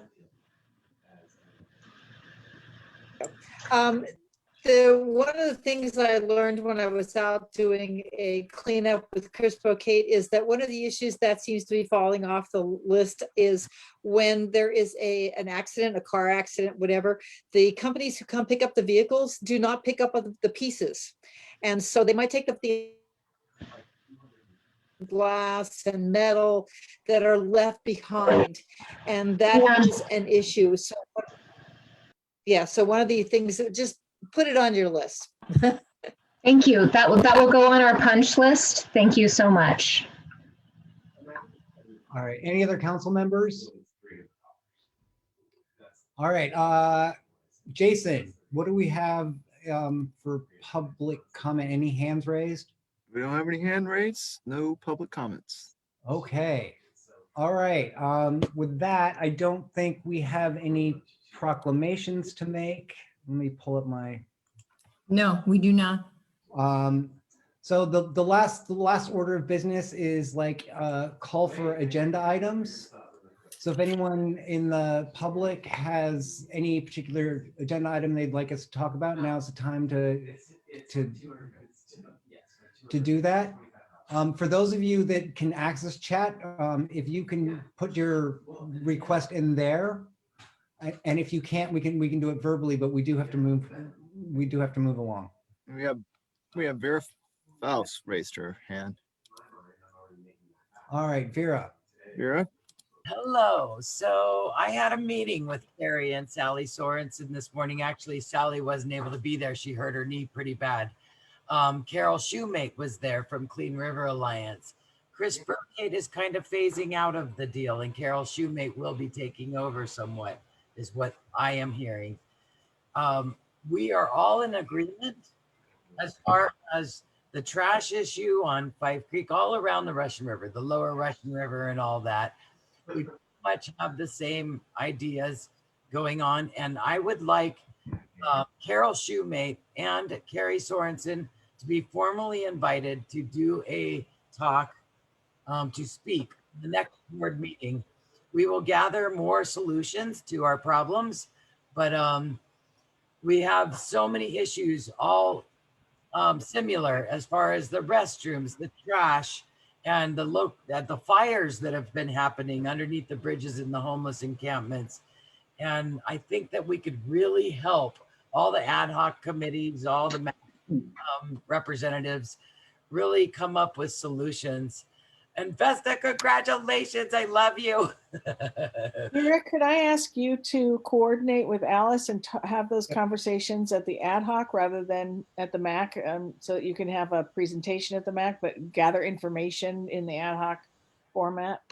I would really appreciate that. That'd be awesome, Elise. I would like to speak to you, Elise, about this and get everybody together and we'll have a discussion, because I think that we really can come up with some solutions. One, Carol Shoemate is willing to paint the bathroom, the graffiti, get rid of it all at no cost to anyone. She will absorb all the costs, clean up the bathrooms in downtown Guerneville. And my gal that cleans for my shop used to clean the bathrooms in Guerneville, Cindy Ballou, and she was listening to most of the meeting. Unfortunately, she's not still on. But she sat in front of the bathrooms in Guerneville, by the way, for the last month, every morning, and sees what the problem is, and would really like to talk to you also, Alice. Vera, Alice is your best contact for any trash related issues, because she will, like she said, she's creating a punch list with all the issues and getting all the right contacts. Yes, please send me an email. My River Mac email is up on the county website. Okay, anyone else have an agenda item they'd like us to consider for next time? If that's a no, guess what time it is now? It's time to adjourn the meeting. I move to adjourn the meeting. I second. I Second. And third. Is there anyone that would like to stay on longer? Yes, please. Okay. Motion passed. All right, and I apologize for my couple of errors that I had up front and not getting to the right issues at the right time. And we will try to stick to time, and we will not create as long of an agenda next time. But thank you. Pip, I want to say thank you for this being your first meeting that you're running. You've done an excellent job. We really appreciate everything you're doing. Oh, We'll cut you slack for any mistakes you made as well. And Nance, does anybody second that motion? Yes, absolutely. Awesome. All right. Thank you. And thank you for everyone's work. It's awesome. Oh, it's wonderful. Thank you. Okay.